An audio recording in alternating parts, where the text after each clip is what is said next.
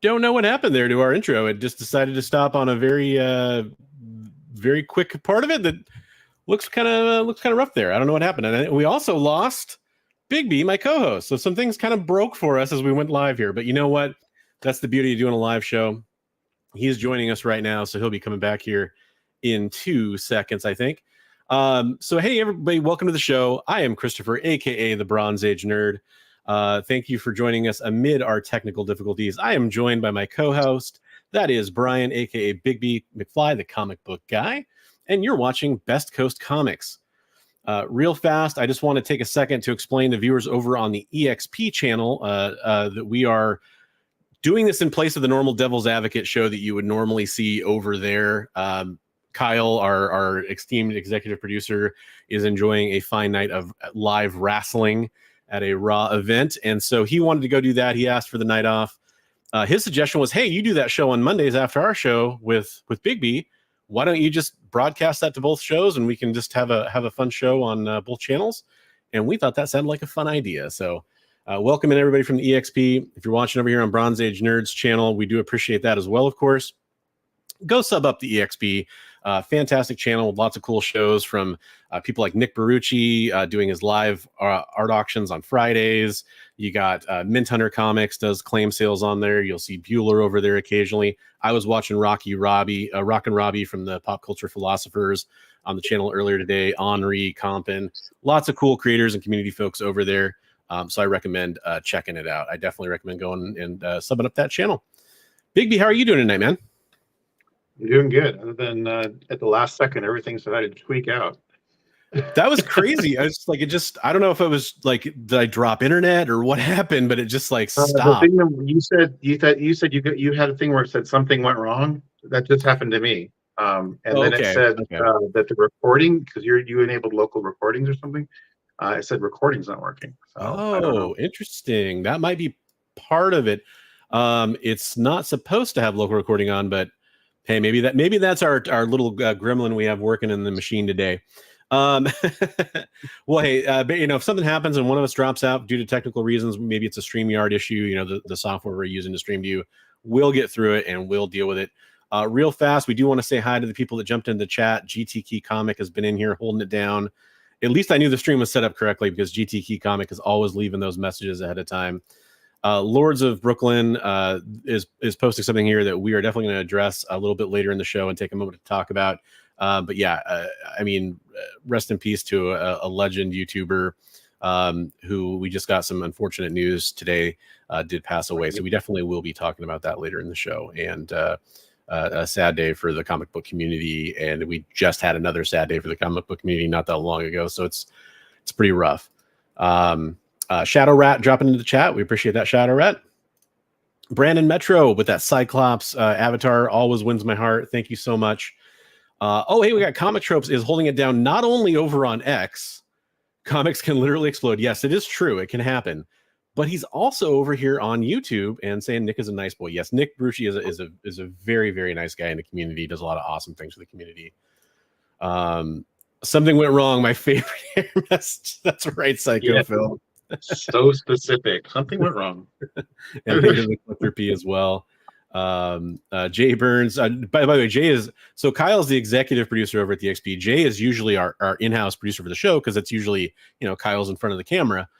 He says feels weird not working the show, but excited for the show tonight. Hey, glad you made it, Jay. Appreciate you coming in as well. So tonight we got some really awesome stuff planned. I'm going to kind of go over the show notes a little bit so everybody kind of knows the game plan for tonight, and then we're going to introduce a guest. We actually have a guest on the show. So in a couple of minutes we'll be joined by Ryan from Automatic Comics. Huge shout out to Bigby for talking to Ryan because he's been doing some awesome videos about the whole 9/9 explosion we're seeing. And I know he and Bigby are kind of friends. So luckily we were able to get Ryan on to talk about it because he's been doing some awesome investigation, and we can kind of learn from him about some of what's going on with this 9.9 explosion. So that's our first guest we have coming up in a minute. We are doing something, we've been teasing some changes that are coming to Best Coast Comics, right, Brian? Yeah. And so we finally have, we got that claim sale under our belts. That went awesome. We were really excited about that.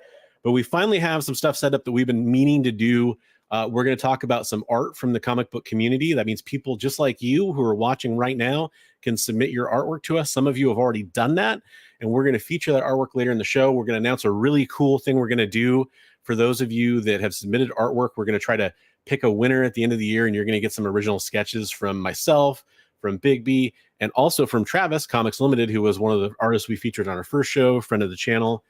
So that's really cool. In addition to that, we've talked about having super chat prizes.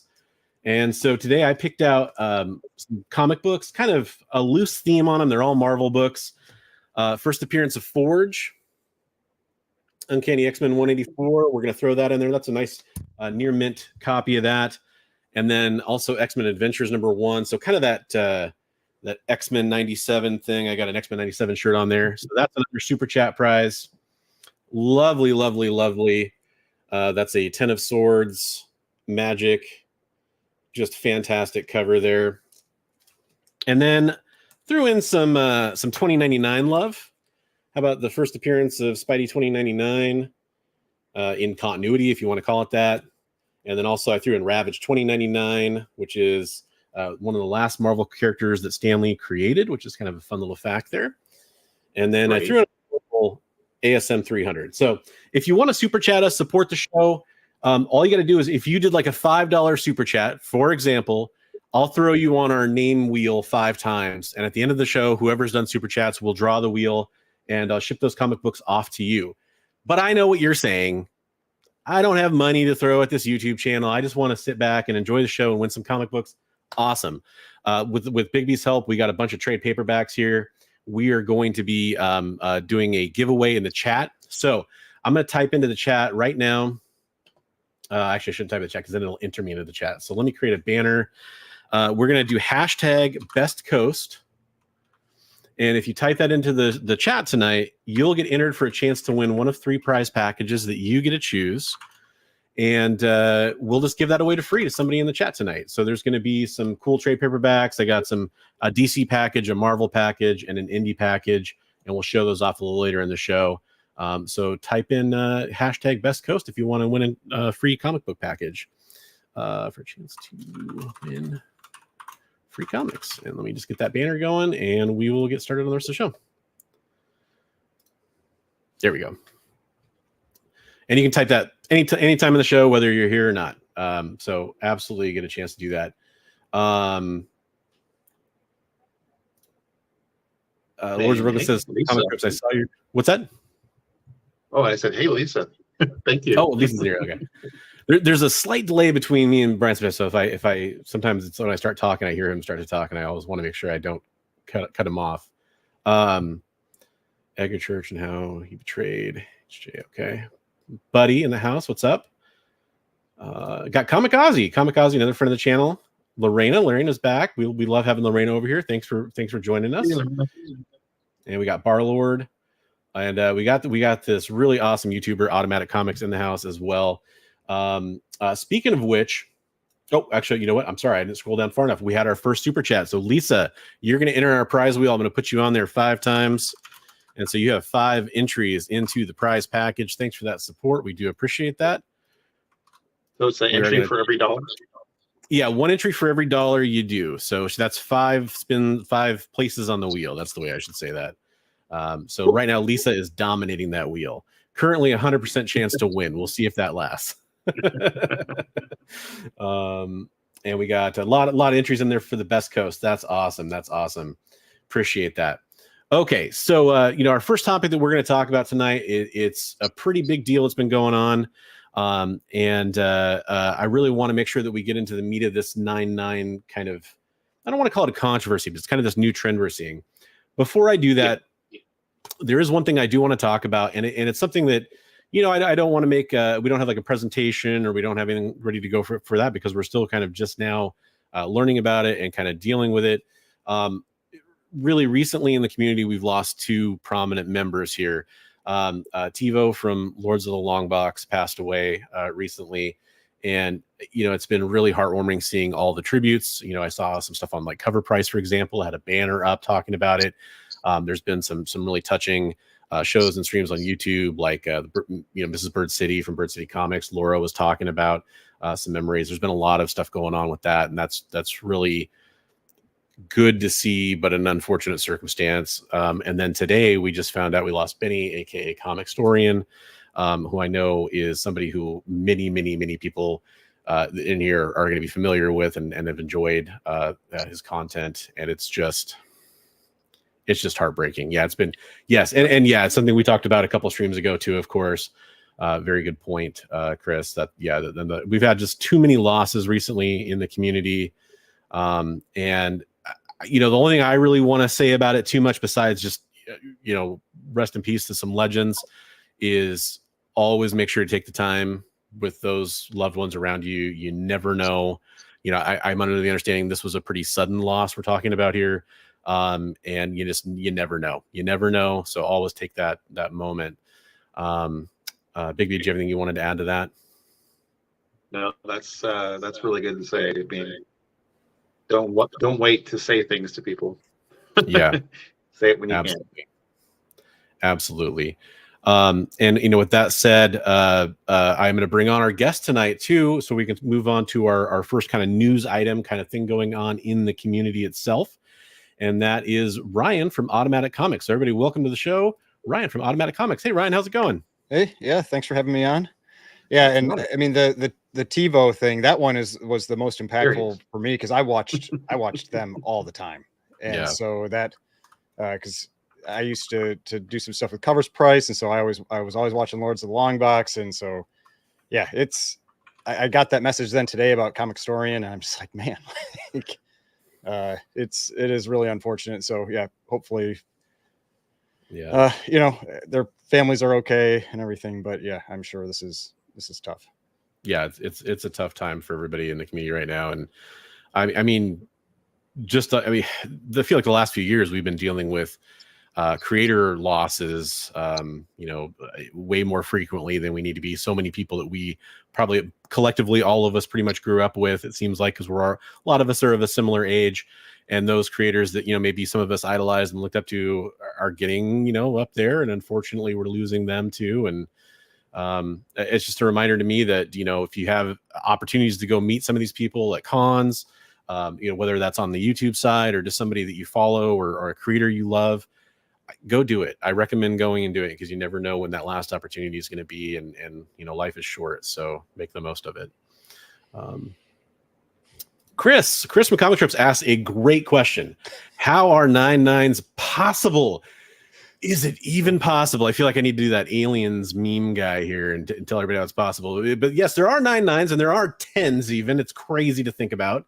I'll tell you, here's the limit of my knowledge when it comes to 9/9 and 10s. I'm used to seeing 9/9 and 10s on a lot of smaller printer, independent books, things that have come out on really modern printing, that aren't from the big two usually. Now you do see those occasionally. They're really kind of rare is sort of the general consistency there. But a weird thing's been happening recently where we're seeing a lot of older books hitting the market with 9/9s and 10s. And the reason I wanted Ryan here is because he made some fantastic videos. His link to his channel is in the description below. I highly recommend checking out some of the coverage he's done recently. But Ryan, you're kind of the guy who shined the light on this to me. So I was hoping you could kind of walk us through what your process was for uncovering how all these 9/9s are hitting the market, and now some 10s too. We're seeing that, and kind of what's going on here. What do we need to be thinking about as collectors? Right. So, I mean, it really all started with that the CGC video that was put out. I think Sean, their VP of grading, put out a video on grading like what was it? Was it like a Power Rangers book or something like that? And it showed him going through this stack of like new books, and he's basically like just like looking at one after another, all next to each other, and like pulling out books that have flaws that immediately take them out. It looks like it's a 9/8 pre-screen basically. And he's taking the ones out that are definitely not 9/8s, and then he starts going further and looking for certain types of flaws. And we've kind of coined it comparative grading because that's what it looks like. And where they're basically comparing books to each other to pick the ones that look better, and then giving those books, the 9/9s or the 10s. And so he graded like 400 of these books, and I think like 70 of them came back 9.9s, and it was, I don't remember if it was 10 or 20, something like that, came back 10.0s. I mean, it was a lot. It was a high percentage of those more modern books. Now, I think that was a cardstock cover, so that always helps too. Yeah. But that was one of the first things that we really saw. There was also that interview that Manu and West Coast Avengers did with Matt Nelson, where it came up in conversation, where Matt Nelson made a comment about, like, oh, like we might do a 9.9 pre-screen. Right. And then along with that, he was saying that it was kind of like they hadn't really, and this is what really I think rubs a lot of people the wrong way, is that they had effectively 9.9s in 9.8 cases. They're like, we don't have time to check at the level that's needed for a 9.9, and so we just gave them a 9.8. And that really makes people not happy, because you're like, we're paying you this money, and then because like the value of 9.9s, especially when you start getting to older books, is extreme. I mean, it's typically 20 plus times the value of a 9.8. And so if you so with that Giant Size X-Men 1 that just came out as the 9.9, that could be a $500,000 book. Yeah. And, and some people I had some comments where people are hoping it's going to, not do well. So it kind of maybe put some stop to this, but it's going to do well. I mean, there are, Mickey on a live stream that we recently did, he had said that like one person that he talked to had said they would, without question, put down 325,000, without even thinking about it. And so it's like, it's pretty clear it's going to hit some big numbers. And, I don't have anything effectively against 9.9s or 10s. I do think they exist. I do think that it's a legitimate grade. My big problem is it almost seems like CGC can't really grade them on their own. It's almost like they're having to have other copies, to grade against. And then, so if you have that book and you send it back in by itself, what are your odds of getting a 9.9? And I think they are very, very low. Like if you took like those, so kind of like going back to some things a little bit, like there was one of the big things that jumped out recently was Wolverine Limited Series #1. And so there was Vincent Zerzolo, Comic Connect. He had a Wolverine Limited Series #1 in a 10.0 that he was holding up, that was in, it's coming up in the next Comic Connect auction. Mm-hmm. And so then what, people started doing, myself included, Mickey, some other people as well, is we started looking at the other books that are in that submission. Right. And that's where we saw that in that submission, it was that was 25 books, and 3 came back 9.9s, and you had that 1 10.0. Then somebody, I don't know, did I just lose me? We have you on audio. You're got a configure camo studio screen up right now. And I was just talking about this, so let's let me see. CGC is trying to shut him down, everybody. Yeah. All right. Well, I'll mention this for now, and then I'll come back. I'll see if I have to drop and come back. Sounds good. But basically, someone that was watching my channel, they checked the submissions right around that one, and what we basically found was that there were 77 Wolverine Limited #1s that all got sent together in a 9.8 pre-screen, and they got 10 9.9s, that 1 10.0, and then 1 got rejected, and all the rest 9.8s. And so that book hadn't had a 9.9 for something like 7 years, and all of a sudden you get 10. And so it really makes people think like something is changing. Then you've got Neo Comics and Cars, that he's been tracking the monthly 9.9s that CGC is putting out, and they keep climbing. Now those are generally like super moderns, like those are the really new books, but it does feel it gives the appearance that they are giving more of them out. Yeah. And so I don't necessarily think that they're lessening their standards to get them. I think that they are just looking for them now. And right. And so but the problem there really comes with the older books, because if you say you got one of these, a 9.8 and something like Amazing Spider-Man 129 or X-Men 101, and it could have been a 9.9, did CGC just like steal $100,000 from you or $200,000 from you? Like, because that's what it comes across as. And so there's a lot of frustration from people. Now, if I'm going to try dropping, and I'll join right back in and see if that hopefully that resolves the issue there. Sorry, everybody, for the tech. Like, it's just been now everybody has had technical difficulties so far. It's just been one of those things. So yeah. Well, So you got a couple while of super chats while we were talking. So maybe want to. Yeah. So I just wanted to make sure that we acknowledge that Psycho Phil, you're on the board for your five entries into the super chat prize.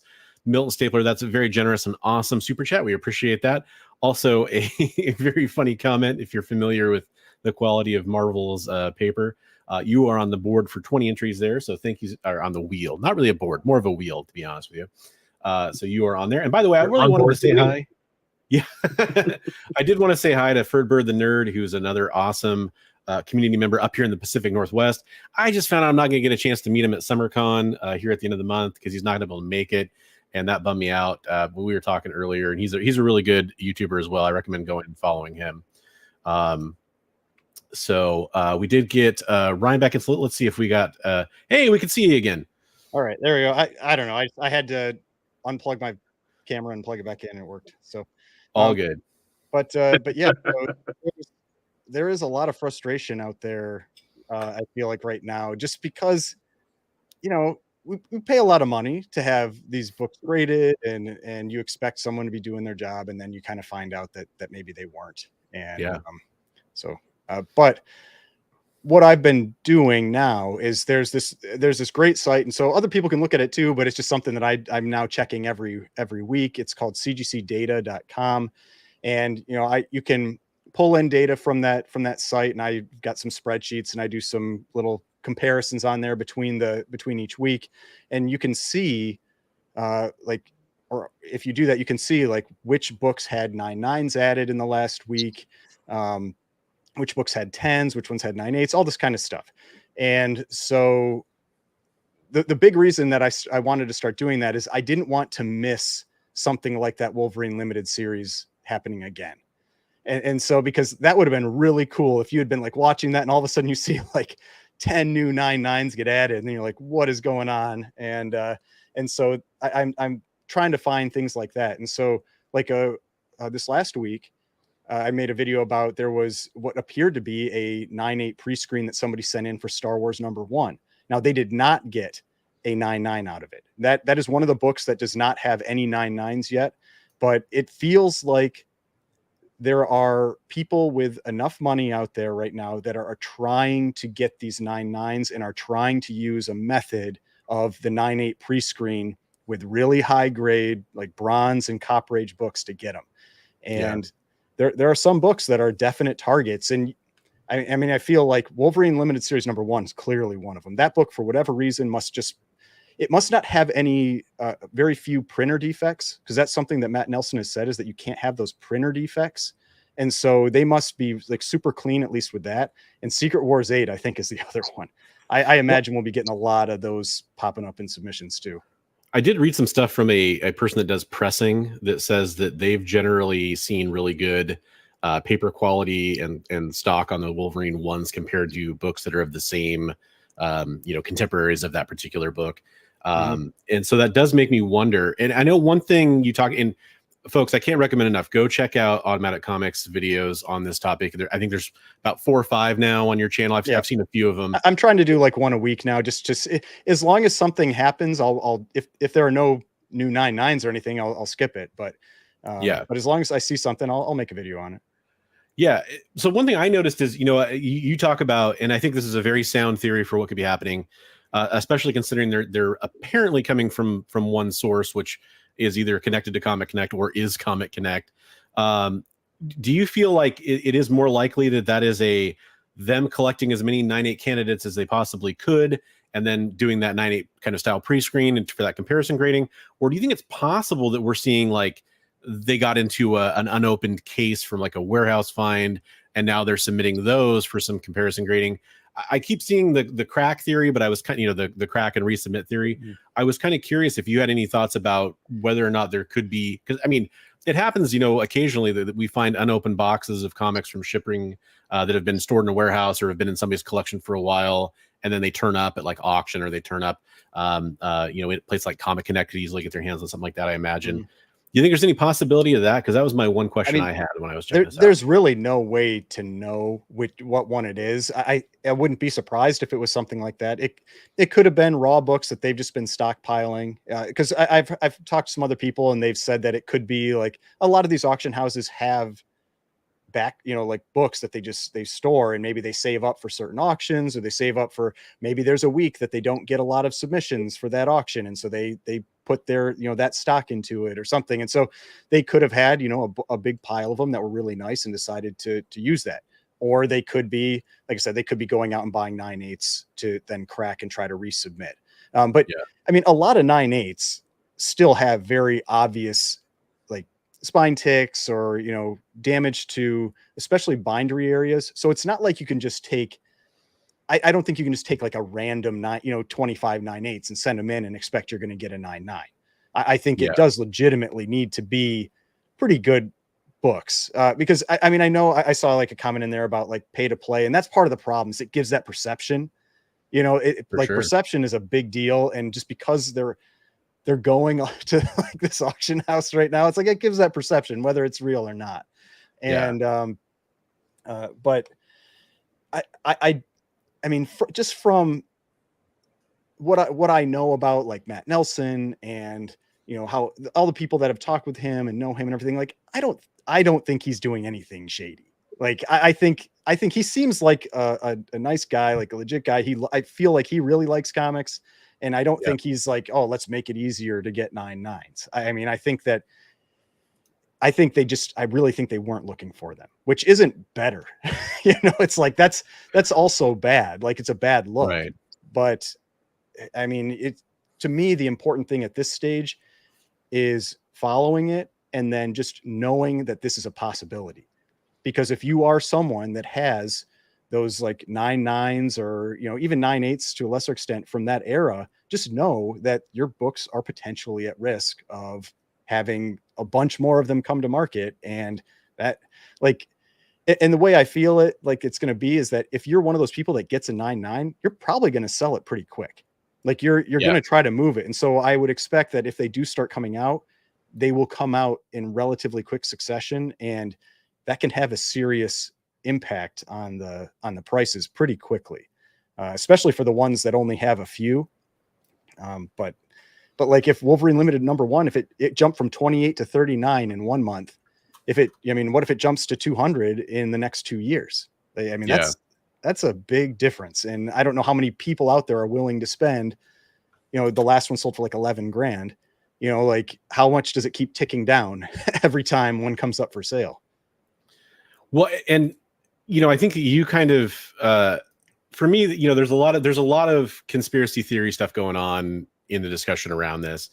And I tend to be a little bit more on your side, that I don't think it's necessarily intentionally malicious in any kind of way. It doesn't strike me as that. But the thing that I've noticed, and I think that you mentioned part of one of this element of this in one of your videos, is that there was this focus on 9/8 for such a long time. And it almost, that seemed a little artificial, that there was so much focus on a 9/8 grade.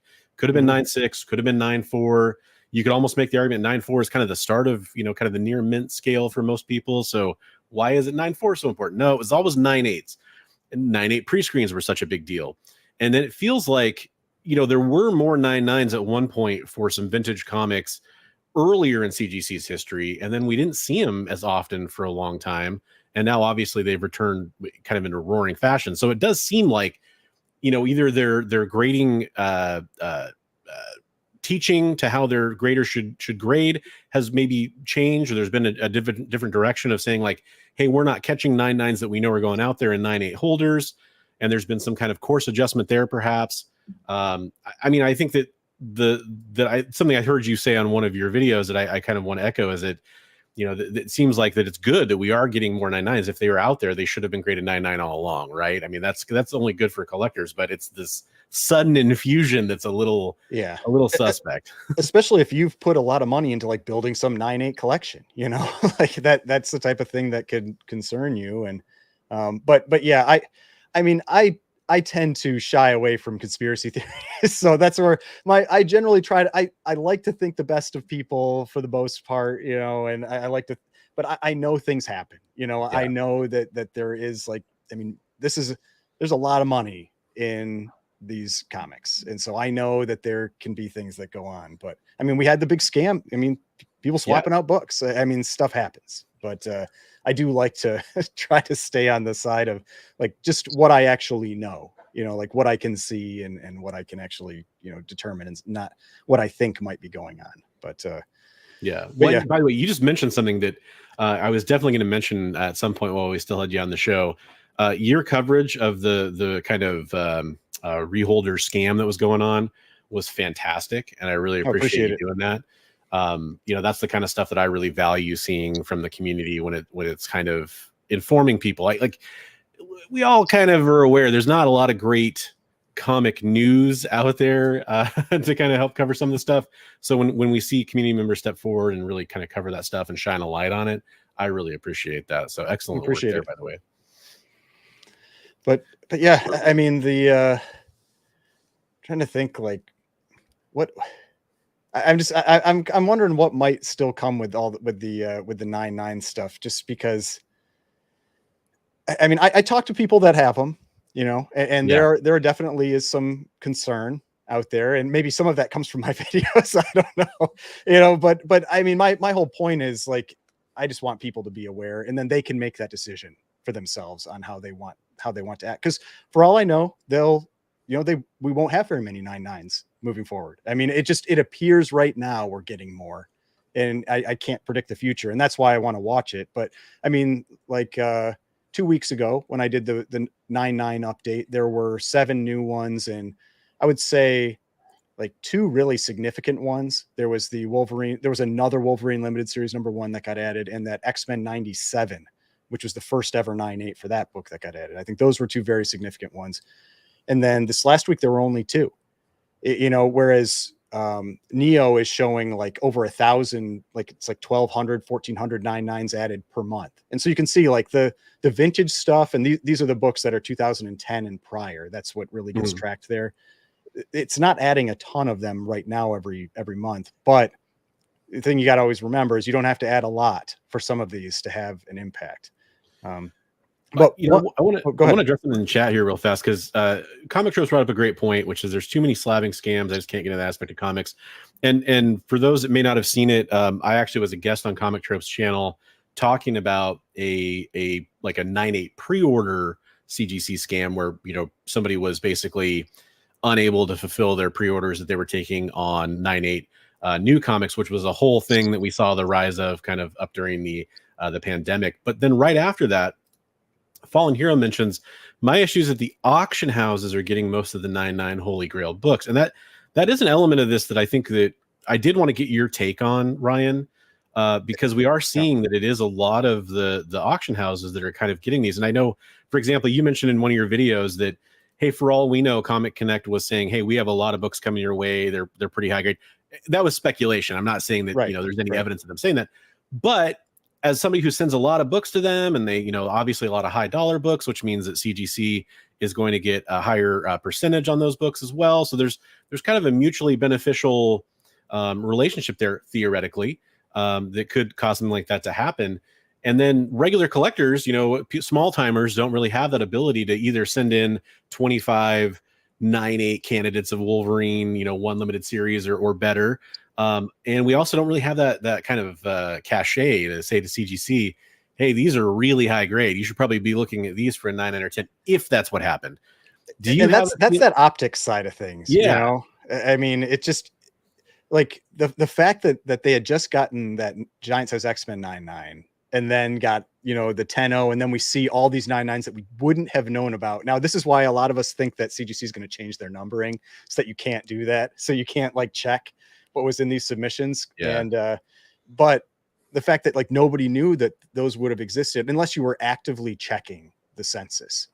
I mean, it doesn't look good. I would like, I mean, I have seen regular like collectors get 9/9s. I've seen it, you know, so it happens, but I you mentioned the 2012 or not 2012, but like that they used to get seemed to give out 99s earlier, and that's what I had seen, that it seemed like they were giving out 99s up until around 2012.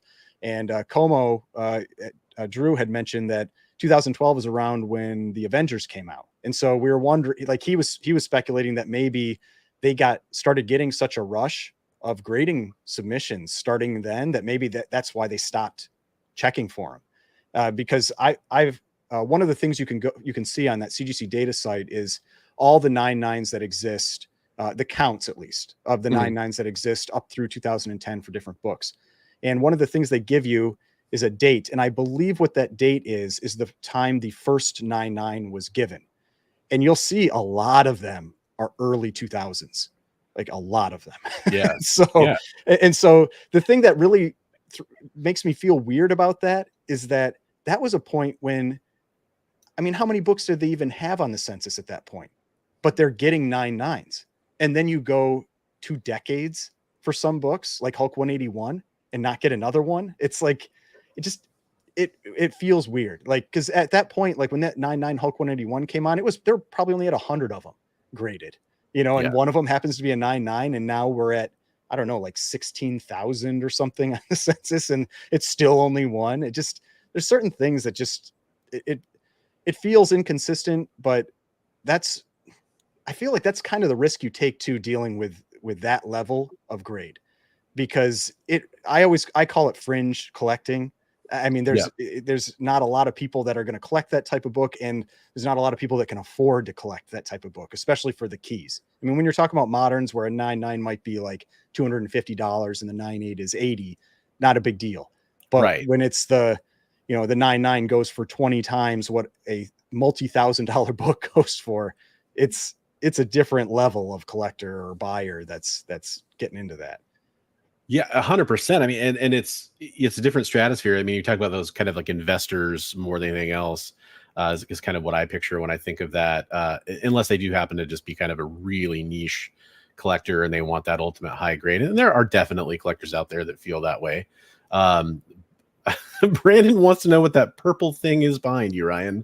Oh, it's a Gengar. My niece got it for me, and so I put it up there. So that's awesome. Gengar. I've got the Chainsaw Man, and then Pochita, the little Chainsaw Man's little demon guy. So, nice. I watch a lot of anime, like so.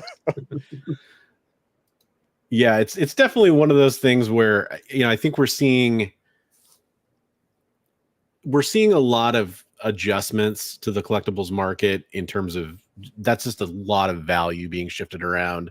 It's changing the landscape of what's out there. So, ultimately, your point is like, which it's good to just kind of sit back and watch, and you plan on updating us on some of the movements we're seeing there.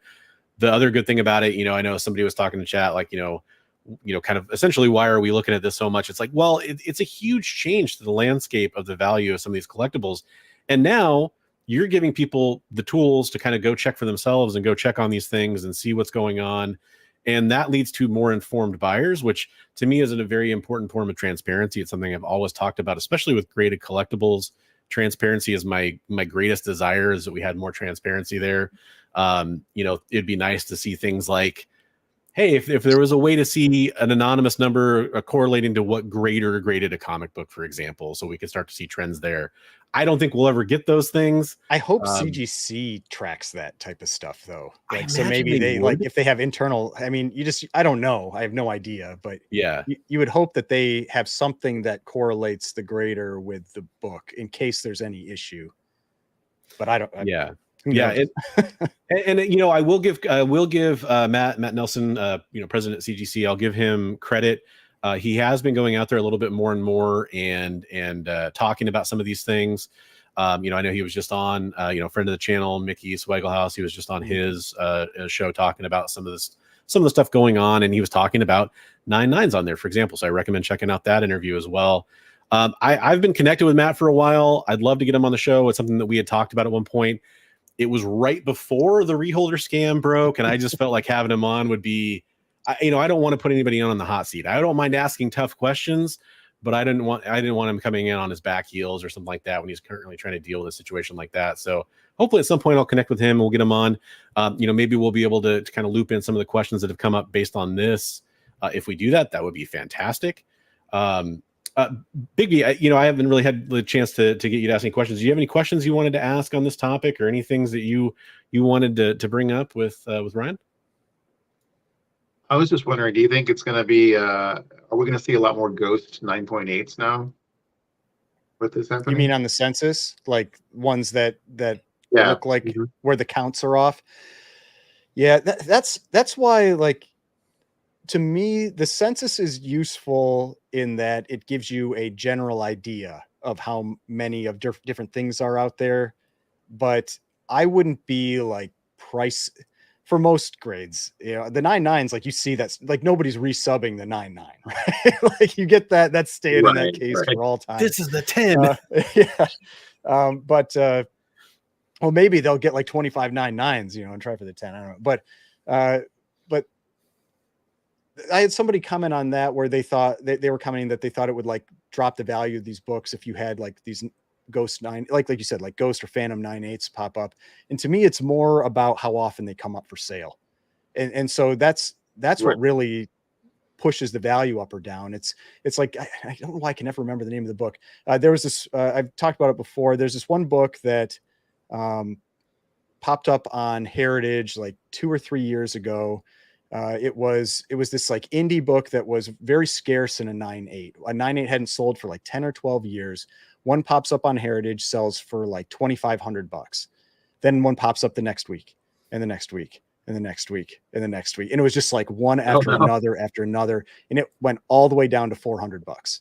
To me, that is exactly what you could expect to see with something like if there was a flood of 9.9s. It's where it doesn't necessarily matter if you have the census increase, if people are holding them.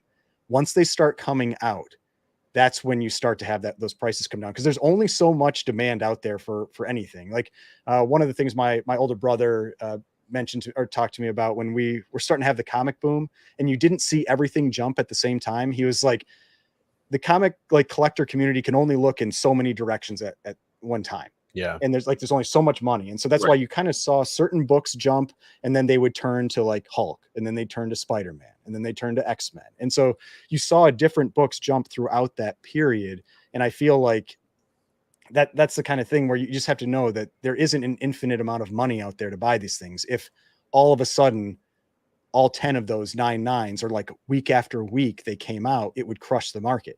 And knowing that they are probably at Comic Connect, that's not how they're going to sell them, because they don't want that to happen. And so either they're killing your own market. Who knows if they'll slowly let them out like one each auction, or if they'll try just private sell them, so that they don't end up on GPA. Because that's what really causes those shifts. It's public sales. It's eBay, GP or Heritage, Comic Connect, Hakes. Like when they pop up on those, then they show up on GPA and people can see how many are selling.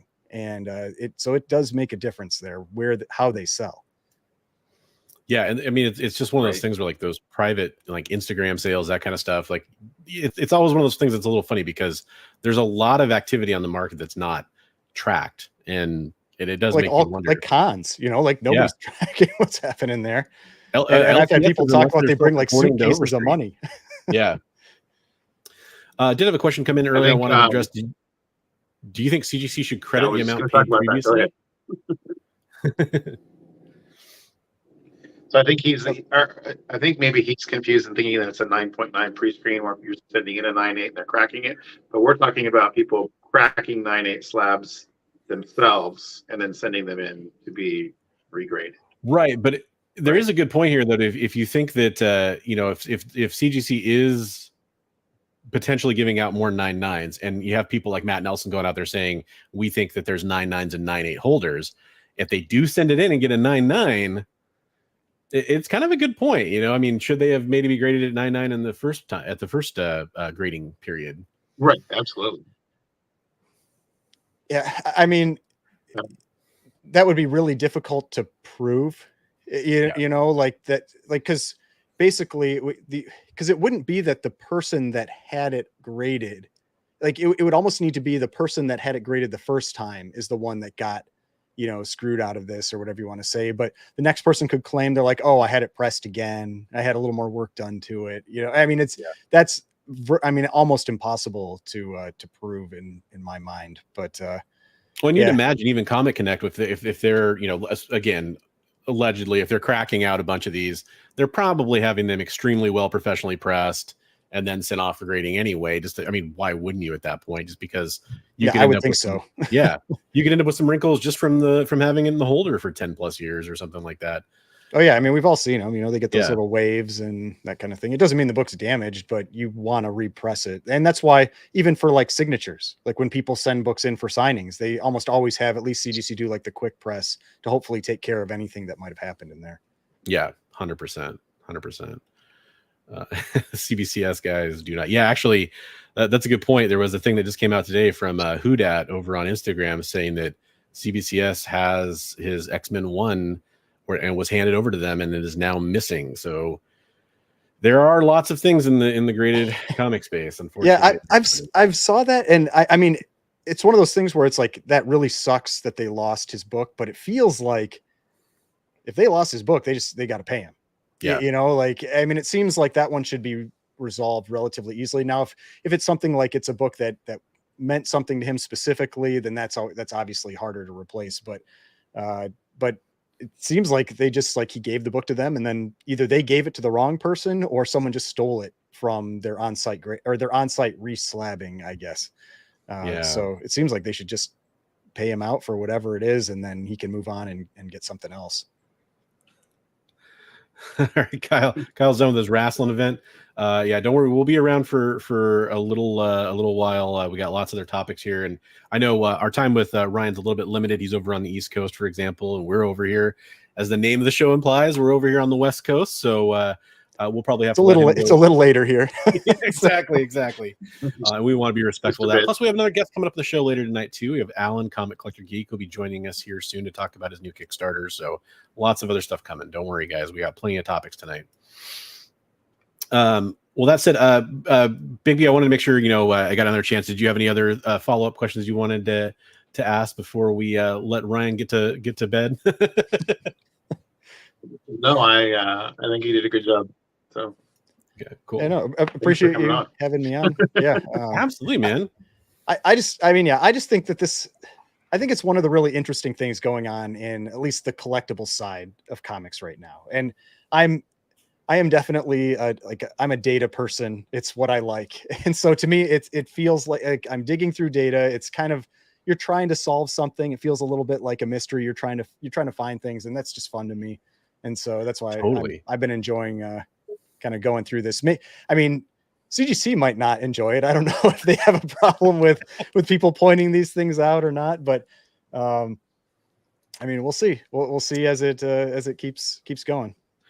Well, I just want to reiterate, I've been loving the content. I mean, you say you're a data guy. My last job before I became a stay-at-home dad / comic book guy on YouTube was a data analyst. So I absolutely love data. I love looking back at, census, pricing, historical sales, all that kind of stuff. So the stuff you're doing is just fantastic. I love the breakdowns. And I'm glad that you're continuing to cover the kind of emerging 9.9s to the market and everything we're seeing as we go forward. I think that's important too. And I mean, it's not, this isn't the only topic within graded collectibles that matters, but it's an important one going on right now. And hopefully, as we see these kind of things develop, we hear more about it from wonderful people like you. So we appreciate that. I appreciate it. Yeah, no, I mean, the CGC scam stuff still isn't resolved, but it's interesting. It's one of those really interesting things where people don't seem to really care about that anymore. The reality is nobody's really talking about it. Even if I make videos about it, it gets way less views at this point. People just aren't as interested. They've kind of moved on to the next thing or whatever. But I keep following Paul Lesko's Twitter just to see if there's any update on the legal side. And there really hasn't, that I've seen lately. There hasn't been.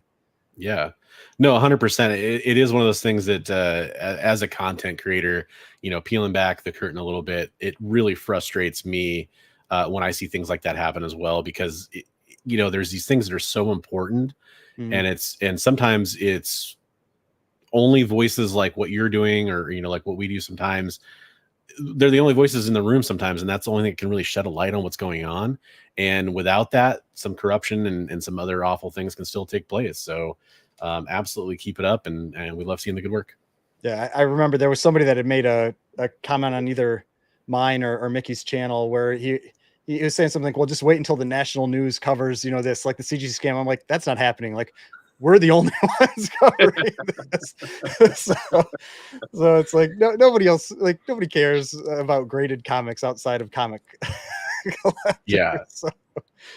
Right. Yeah, absolutely. Well, hey, again, we know it's late over there, and we definitely want to thank you for coming on. We really appreciate you being a guest here and kind of telling us a little bit more about the situation, from somebody who's really had a lot of eyes on it.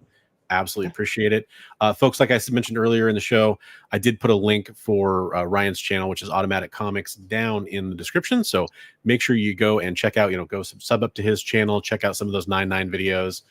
After the stream is, you can go ahead and wait till the stream ends, and then you can go check out those things. But we really appreciate you coming on, Thanks man. Thank you so much. Yep, absolutely. Have a good night, man. Yep.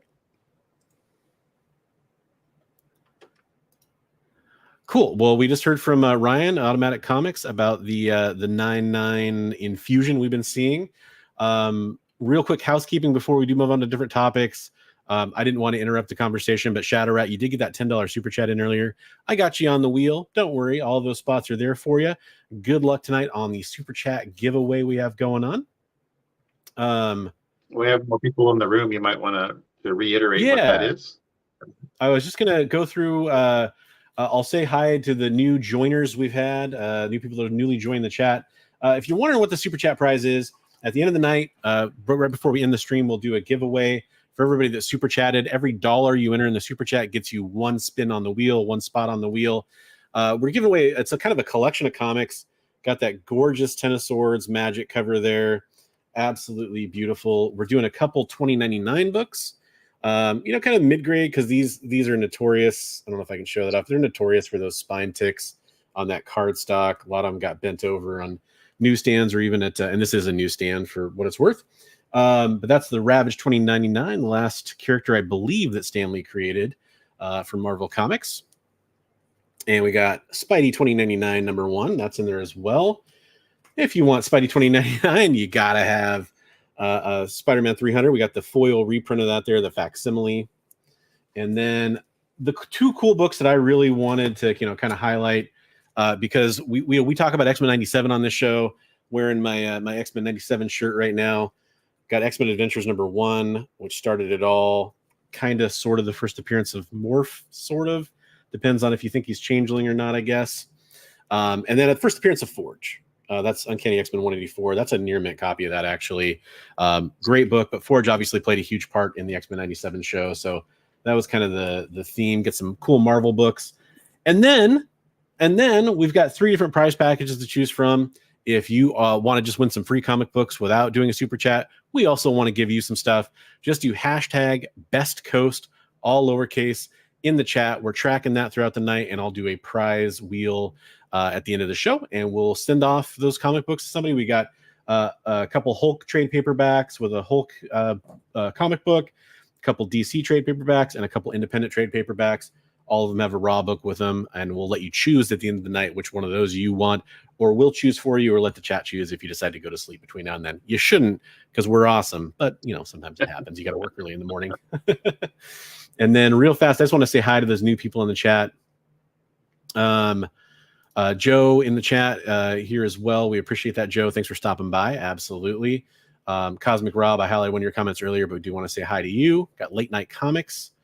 Talking about it is cheaper to do the 9.6 pre-screen.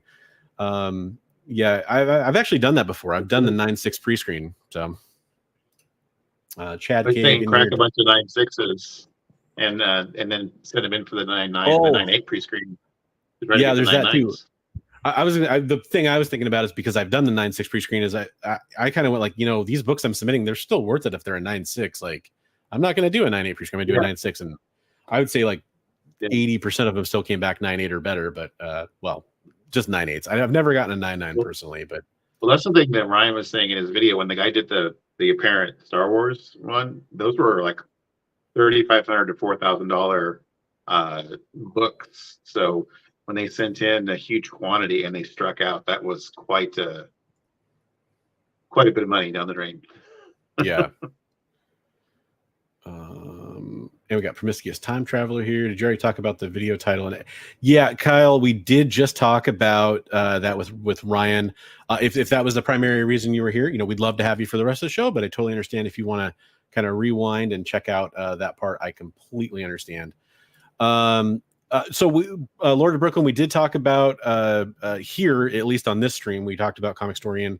Unfortunately, we lost him today, and we also talked a little bit about Tim Vo, passed away recently, and there, there's just been too much tragedy in the community recently. It's actually been pretty brutal. I know a lot of private conversations I've had where we've all been talking about it, and it's you can only take so many hits before it starts to take a toll on you, and every loss is terrible, especially when, as I understand it, this was an accidental passing and obviously sudden, and death is never great, but when it's at the end of a nice, long, full life and all those things have happened, at least it makes more sense. This is kind of just a gut punch, basically. So thanks for reminding us about that. And yeah, I hope those that were closest to him in the community, I hope that there is something from them as well to people that knew him better. I didn't have the pleasure of knowing either of the people that passed away recently.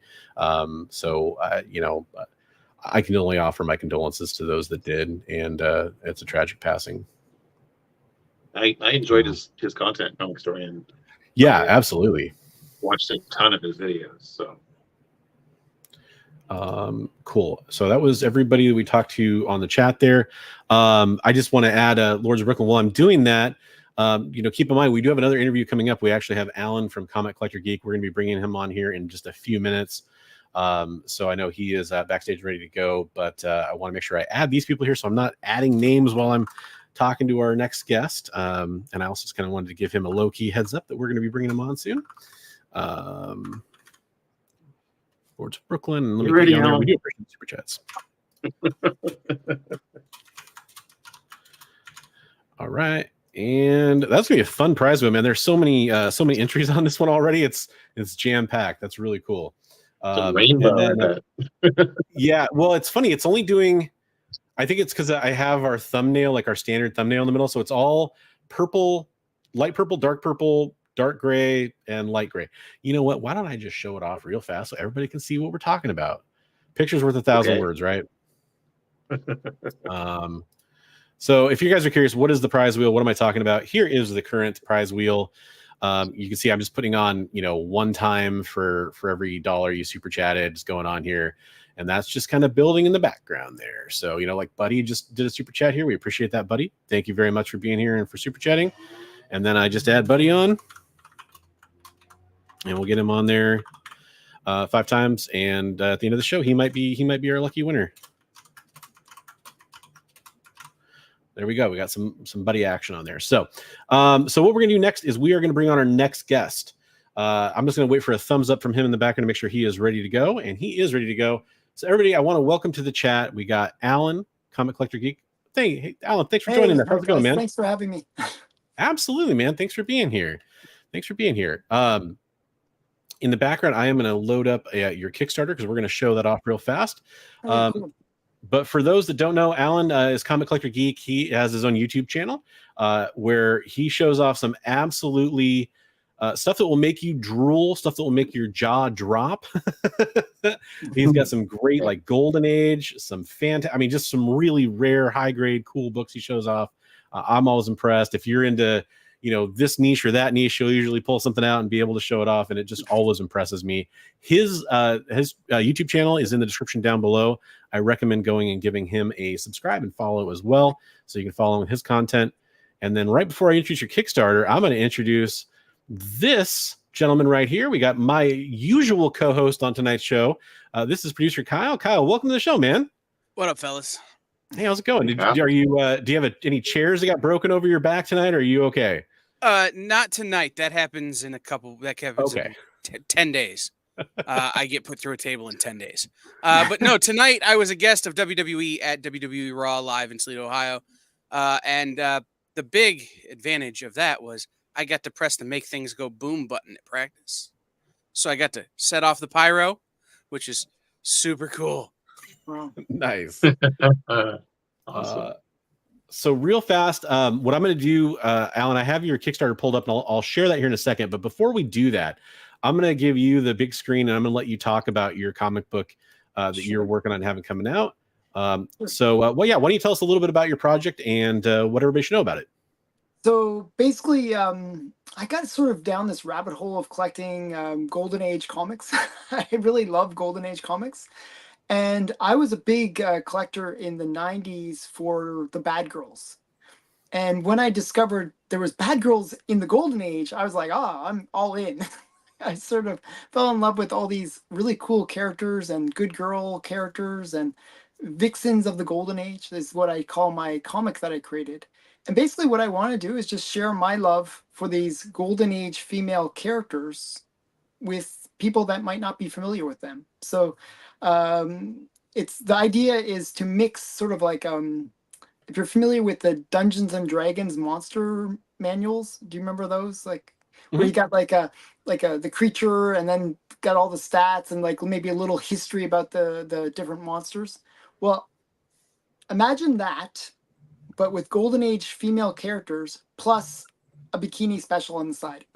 so I mix like the, like, so you learn about the character, but then I have like a nice little splash page where you kind of see a little bit of the sexy side of those Golden Age characters. So a bit of fun, it's pretty lighthearted. It's basically cool artwork with, some story as well.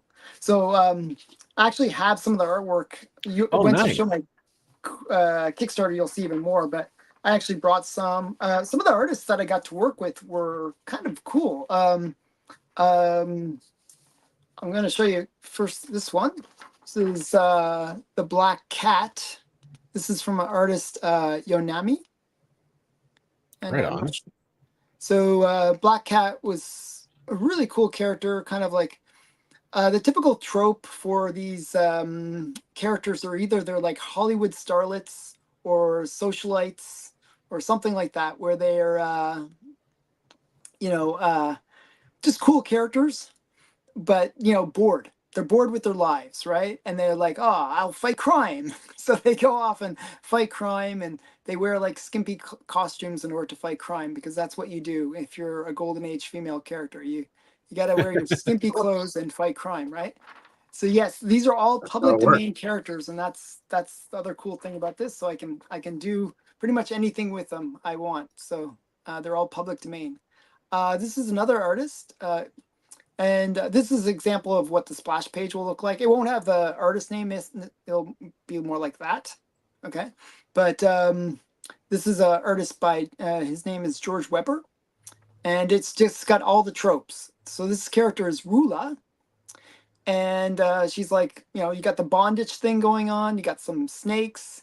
You got some weird voodoo guys in the background. You even got the skulls at the bottom here. You got all the Golden Age tropes, basically. And I'm just really showcasing that. So people get a real flavor for the Golden Age comics. Are you guys familiar with Cherry Pop-Tart? Mm-hmm. Yeah. So I got Larry Wells to contribute as well. And he did a character called Bullet Girl, and he kind of gave her a little bit of sexiness. So this is like, it's called the cosplay Cherry Pop-Tart, where she's doing her cosplay of the character called Bullet Girl. And Bullet Girl's a fun character. She's just sort of like, she's got this silly helmet. And basically they can fly around and crash into things, and it's just a fun character. It was her and another character called Bullet Man. They just go around saving the world with their bullet helmets. So it's just, I don't know. I like these characters. They're fun. And I got some great artists to kind of bring them to life a bit. And one more is, I'm not sure if you're familiar with the comic called Mandy, but he was done by Dean Yeagle. And he did a sort of a Mandy version of a character called Moon Girl. And Moon Girl is another one of these great Golden Age characters. And so you get to learn all about the character, and you get to. Also, these are all going to be in color, right? In the these are book. all in color. I just have the original like sketches from, and I printed them out just so that I'd have something to show. But in the Kickstarter, actually, I think it shows them all in color, so you get to see them all in color. It looks like you're fully backed right now, right? Fully backed, but That's I don't awesome. know why. I partnered up with another guy who basically he set the threshold really low just so that we would get it out there, because I already paid for everything through my own pocket, right? So basically at this point, to break even, I think I need to get to 10,000 or something like that. So excuse me. yeah, so yeah, so it's one of those things where we're not there yet, but once, it'd be nice if I can break even on this silly thing. It's like it's a passion project, right? So I'm actually trying to hopefully earn enough where I can fund the next comic. So there's like hundreds of characters from the Golden Age that I've learned about and that I've collected, and I'd like to bring more of them to future comics. So I actually have the next 3 or 4 issues planned out. So there, in each comic, I plan 14 characters. There's 14 characters per comic. It actually took me a year to get all the artwork and get everything done. So this is a year-long passion project to get it to this stage. And now, is each of those going to be like a Vixens, or are you going to kind of do different types of characters in different future books, or? Yeah, it's going to be more. I like the female characters personally, but I might have some with some of the male superheroes that might have gotten kind of forgotten, or maybe even some of the genres like horror, pre-code horror. I mean, and crime and all those things, and sort of show some of the tropes of those different genres. But if you watch my channel, you'll notice that I generally favor the good girl, the good girl art. So yeah, I'll probably the next few. It depends on how successful this is. If it's super successful, I'll do pretty much everything.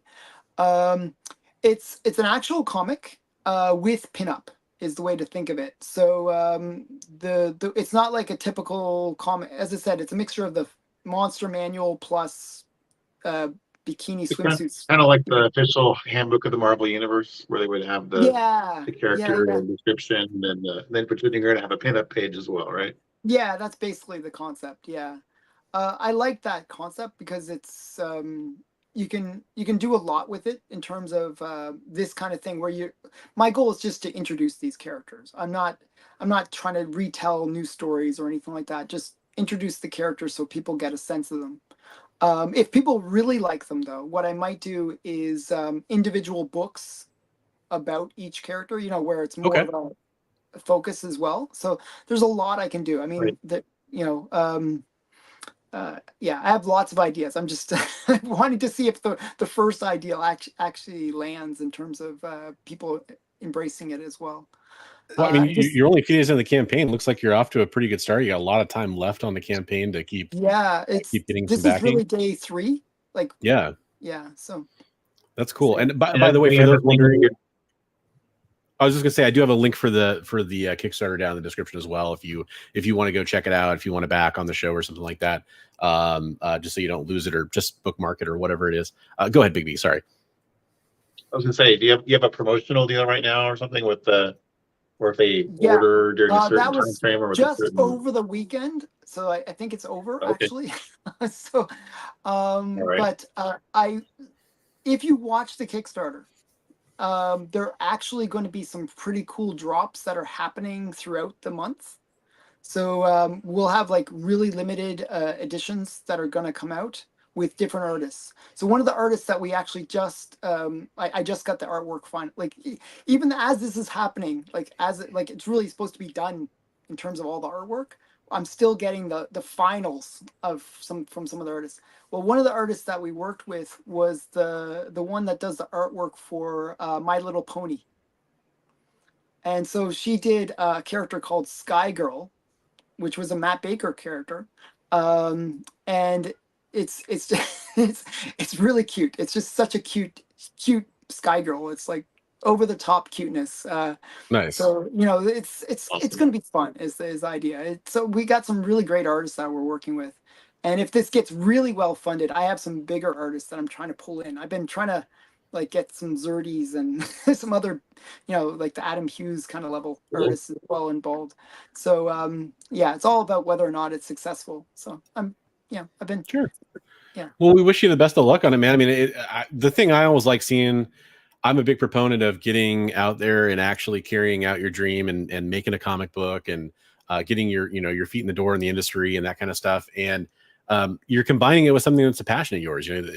Just from the little I know of your channel, I've seen tons of that kind of artwork on there. You have a big passion for that era. And so it seems like a perfect, match. Sometimes you see these comic books come out and it's kind of like, wow, that's not what I expected, but this seems like a match made there. So I really am excited to see you having some success already, and wishing you luck on the rest of the campaign. That's awesome. Yeah, I think it'll be fun. That's the ultimate thing, and I hope people embrace the Golden Age girls. One of the things that actually gets me really hopeful about some of these Golden Age girls is, have you heard about what's going on with Taylor Swift? Depends. It seems like there's always something going on with Taylor Swift. So I think I heard the Blonde Phantom. Yeah, the Blonde Phantom. She might play that, and that's a Golden Age character that I was trying to do, but we were worried about the copyright. You got to be really careful with copyright.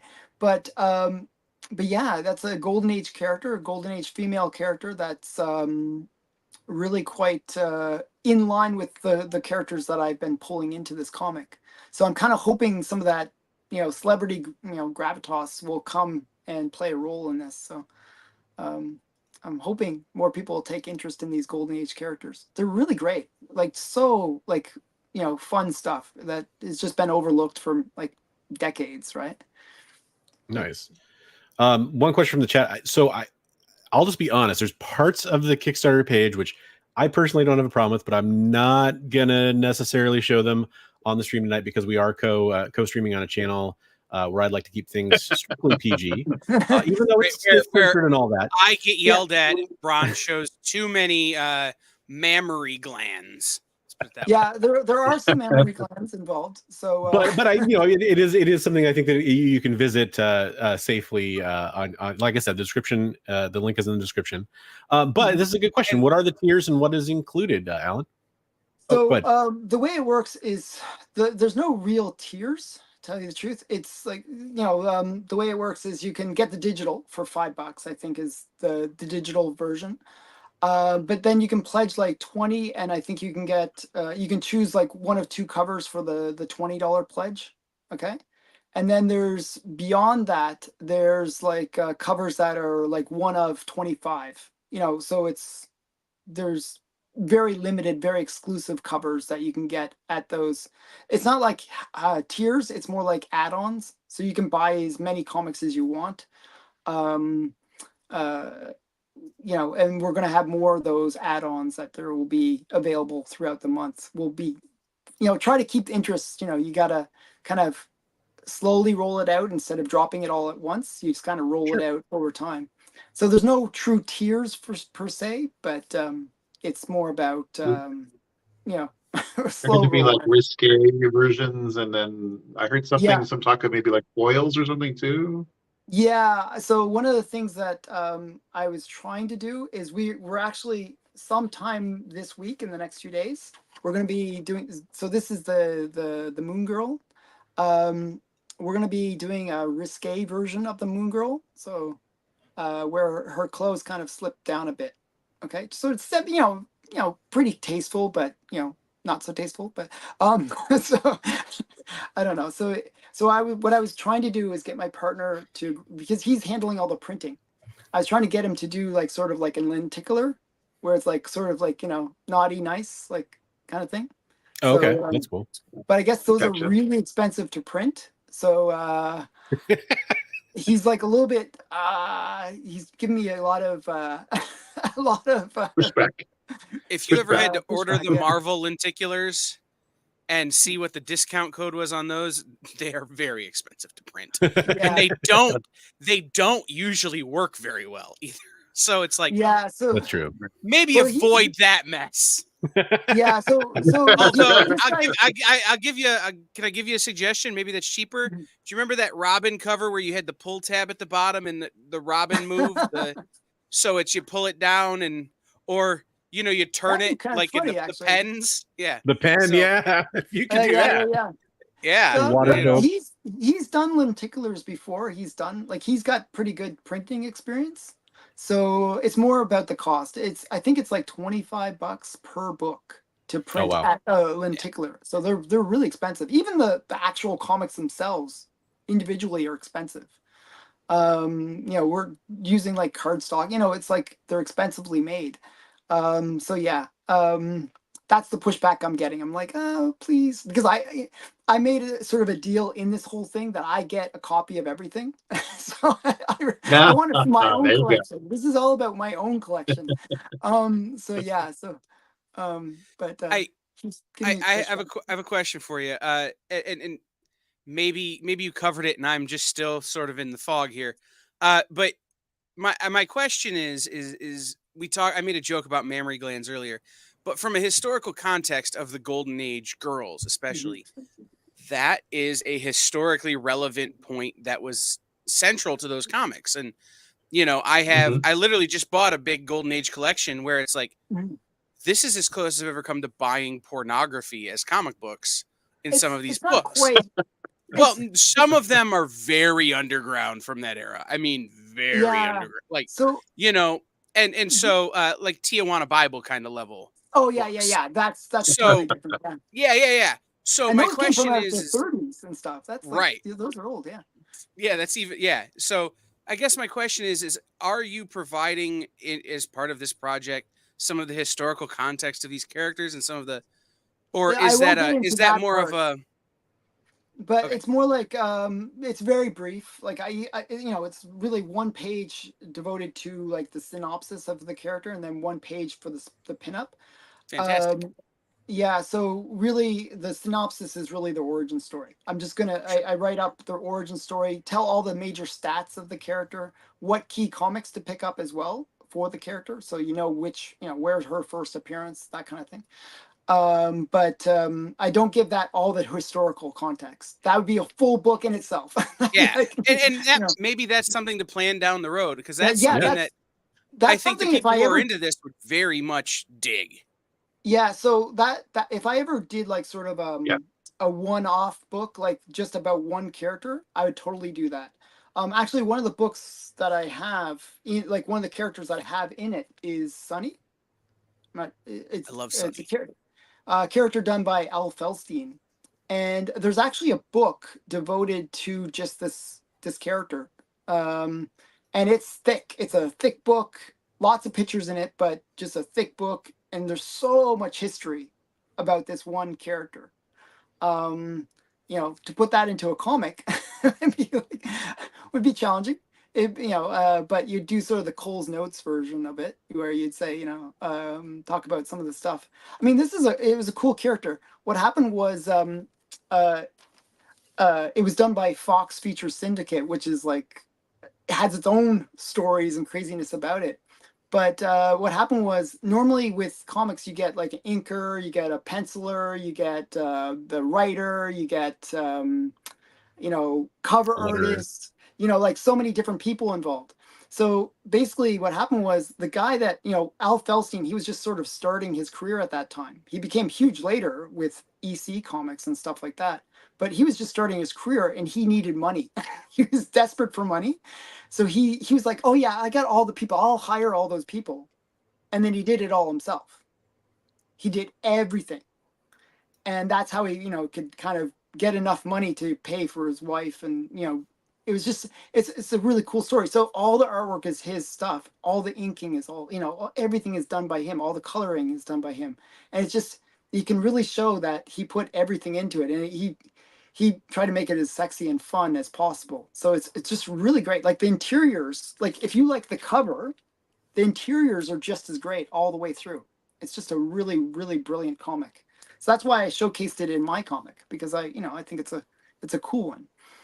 Yeah, no, that's really cool. And I mean, one thing I wanted to point out Looks like you did get some new backing even within the show, so that's awesome. Like I said, folks, description down below does have the link both to Alan's channel if you want to go see. I am serious. The man could impress you with all kinds of crazy comic books and will often do so on his channel. There is very few times that I have felt quite as humbled looking at somebody's just the vastness of their Golden Age collection as I do looking at Alan's. But not only that, you can also go check out the link to the Kickstarter as well and go check it out and see if it's something you want to back and support, or at least, you know, maybe you just discuss it in your groups where you talk about comic books coming out to help support a comic book creator. Exactly. Yeah. Yeah. Awesome. Well, did anybody else have any questions for Alan before we move on to our next topic on the show? I do. I have one. Cool. I have one more, and it's sparked by the Al Felstein conversation.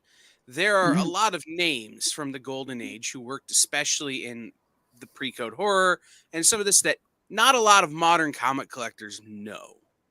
Right? Yeah. Not a lot of these guys get proper cred, especially, you know, in an era where everybody wants to talk about a Jim Lee or a Todd McFarlane or a whoever, who, in my opinion, in some cases couldn't hold a candle to some of these guys who literally did every stitch of the book, you know, down to, in some cases, binding the things.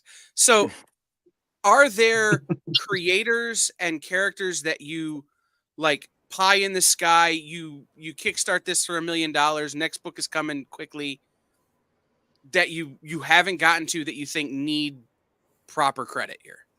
So one of the characters that I really love that I couldn't put into this book was Phantom Lady.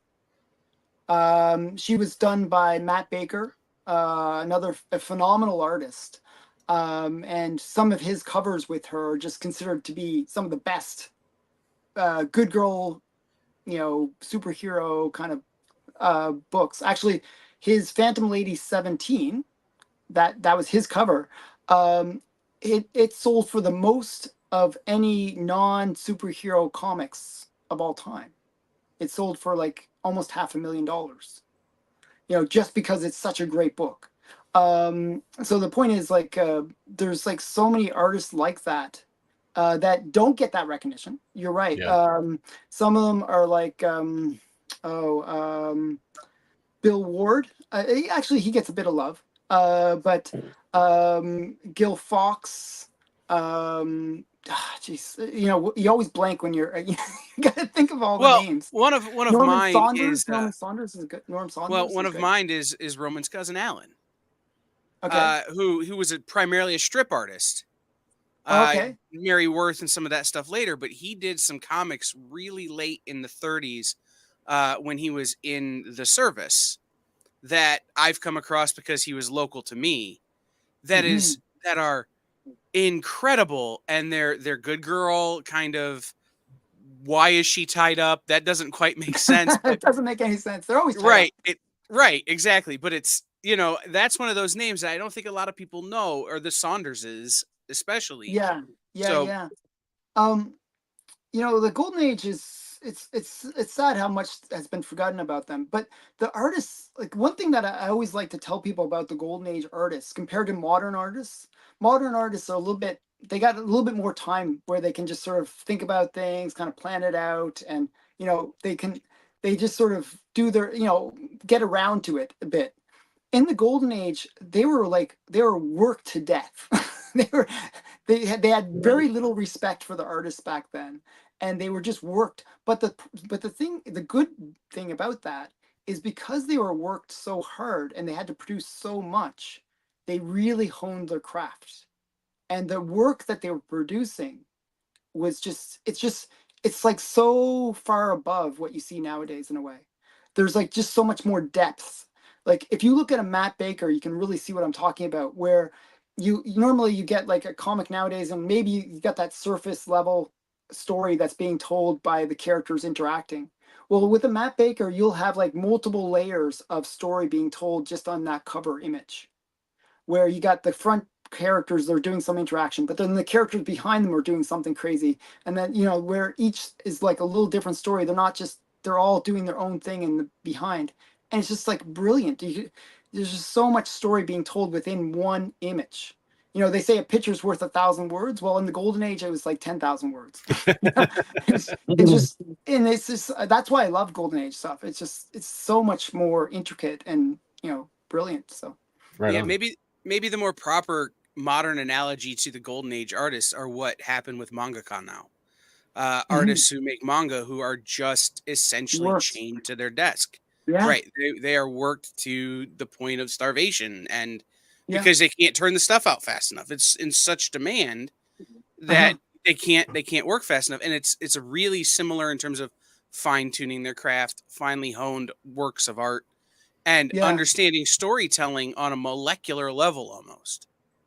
Yeah, I mean, it's crazy. I mean, I feel bad for the artists ultimately, but it's sort of like, did you ever hear the story of the guy that did Uncle Scrooge, like Carl Burks? He didn't even know that he was famous. He was loved by people that collected his artwork, but he didn't know. He was just grinding it out, just submitting it and hoping for the best. And nobody told him. Like, he was just being like, he was just doing his job, and he was like a brilliant artist and brilliant creator. It's good and bad, because we got the best out of them, and we got more prolific artists as a result. But you kind of feel bad for them in some ways too, right? So yeah, 100%. Well, Alan, I'm excited about this project. Thank you. For those that didn't catch it in the beginning, it's called Vixens of the Golden Age. It's a pinup comic book. Kickstarter is going right now. You've got definitely a little time left to back, but hey, why wait? Go check it out.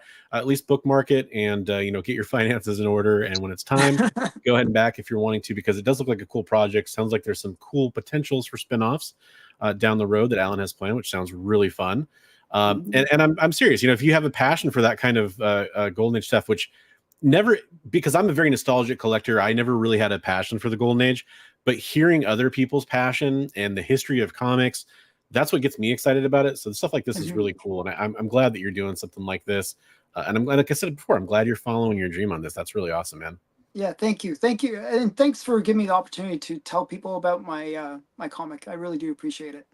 100%, man. 100%. Yeah. And we wish you the best of luck on the campaign. I know Kickstarter goals are always a little nebulous, but it sounds like you're about halfway for where you were really at least hoping to get to. So hopefully some of this coverage helps you kind of get out there. It'd be nice to be break even on something like this. Yeah, 100%. And I'll make sure and share out the campaign again, like through my social media and stuff later this week as well, too, to kind of give it some extra coverage. We'll probably follow up on it too in the next Best Coast Comics. And the good thing is, because it is Kickstarter, even if you pledge now, you don't pay until August 8th is when. So it's just a placeholder. So you get to keep something until it actually it has the final day, and then your card gets charged. So that's a good thing. For sure. Gives you time. Yeah, plenty of time there, and go check it out. Like I said, it's in the description down below if you want to click the link. Alan, once again, thanks for joining us and sharing this project with us. We really appreciate it, man. Okay, bye. Have a good one. Thanks, Alan. That's awesome. I always love seeing that kind of passion come through. It's what can still get me excited about comics, even though I'm kind of in my own niche. Hey, Immortal Biggie Shack, thanks for listening and joining us in the chat as well. We appreciate it. Thanks to everybody here. We got a nice big group of people here. We got lots of fun topics still we're going to talk about. Well, I shouldn't say fun topics. We have lots of interesting topics to talk about. The next one that we're going to discuss, there was actually an article that came out about Frank Miller. It was an interview in Vanity Fair. And this is interesting to me.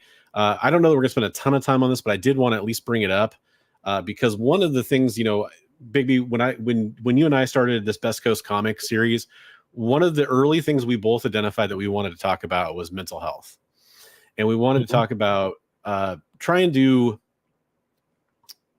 not just necessarily be positive, but also just being willing to talk about some of the things that kind of live in the dark corners of our minds sometimes, right? And kind of willing to give people a space where they can talk about that stuff and really have some support, I guess is the best way to put it. So this article came out from Vanity Fair. It's an interview with Frank Miller, obviously legendary comic creator. We talked about Wolverine 1 limited series earlier with Automatic Comics. Well, Frank Miller is kind of the mastermind behind the artwork of that, and not to mention Sin City and so many wonderful things that he's done. Of course, Daredevil, lots to talk about here. But there has been this kind of the weird thing going on with Frank Miller for a while now, and to the point where I hate to say it, but I guess I kind of just wrote off Frank Miller to a certain extent, as far as like I respected his legacy, but I wasn't really interested in anything coming out from him necessarily personally. Go ahead, Kyle. I have a theory when we're done with the article that I want to pose to the chat and to you guys about what Frank Miller is currently doing. Okay, fair enough. A little bit of a tease there.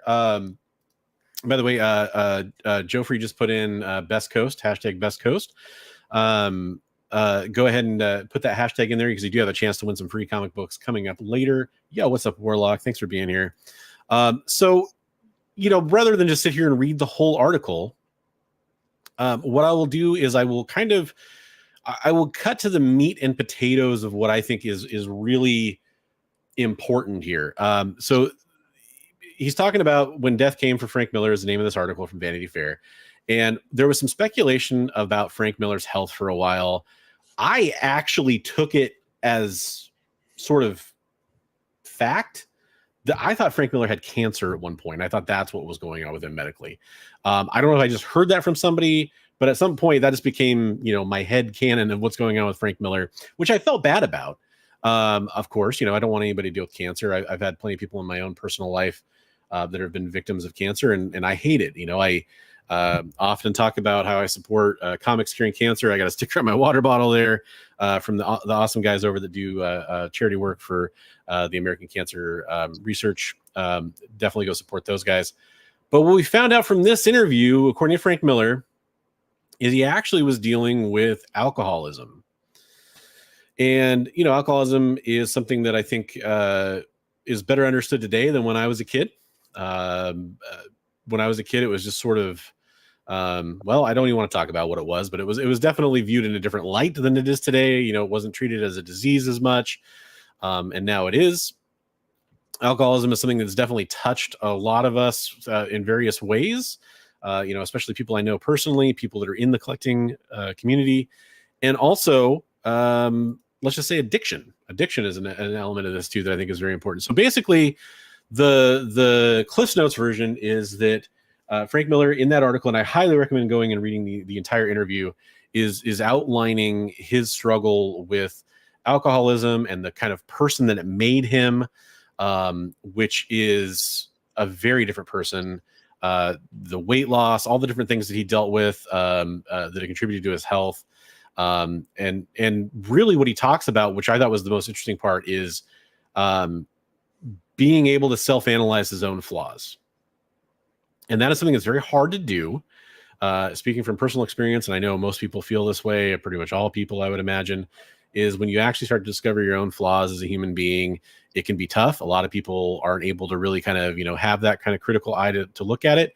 But for when it comes to things like mental health, it's very important to be able to deal with your own demons, so to speak, to use a cliche. But yeah, so this kind of gave me a lot more empathy for what's been going on with Frank Miller, which is strange because, even if he did have cancer or something like that, like I had suspected, I still should have had a lot of empathy for him. But I think part of it, though, is this idea that he might be in recovery now. That's what he states is going on. And that could potentially have a different direction for him in his career going forward. I would love to see some stuff from Frank Miller coming up. The other thing that comes up in this article that I did want to mention before we, turn it over to my co-host here and we kind of talk about reaction to this, is that he is talking about doing a Sin City prequel that takes place kind of in the Wild West era. So we're getting kind of an old-timey Old West story about Sin City, which I think sounds really interesting. I don't know if it will turn out to be amazing, but I'm going to be interested to follow that. Sin City to me is one of the biggest, most landmark comics of my history reading comic books. I absolutely love his use of negative space that he used in that, and just kind of the storytelling he used was phenomenal. So Hey, Lyle, thanks for being here. We appreciate that. Hey, buddy, your clean and sober date is 7/18/2000. You do the hey, dude. Congratulations on that. That is really awesome. That's an awesome milestone. Glad to hear that you're continuing to win that fight. So congratulations there. All right, guys. So what was your thoughts on this interview and what's going on with Frank Miller? So I will go. You mind if I just jump in, because this is something that jump right in, buddy. maybe Frank and I have discussed this. Okay. My clean and sober date is November 15th, 2015. Congratulations. So I am, or 14. Sorry. I'm just over 9 years sober. Almost 9 years, 6 months. So it's something that I recognize in others. Yeah. When I see them having the similar behaviors that I have, especially in the situations where I've run into Frank, which is retailer events, published comic book events where everybody's drinking but about 5 of us. And we're all walking around with cranberry juice and Sprite in a highball glass so people don't look at you funny. So it's one of those things is that I talked to him and I said, hey, how long?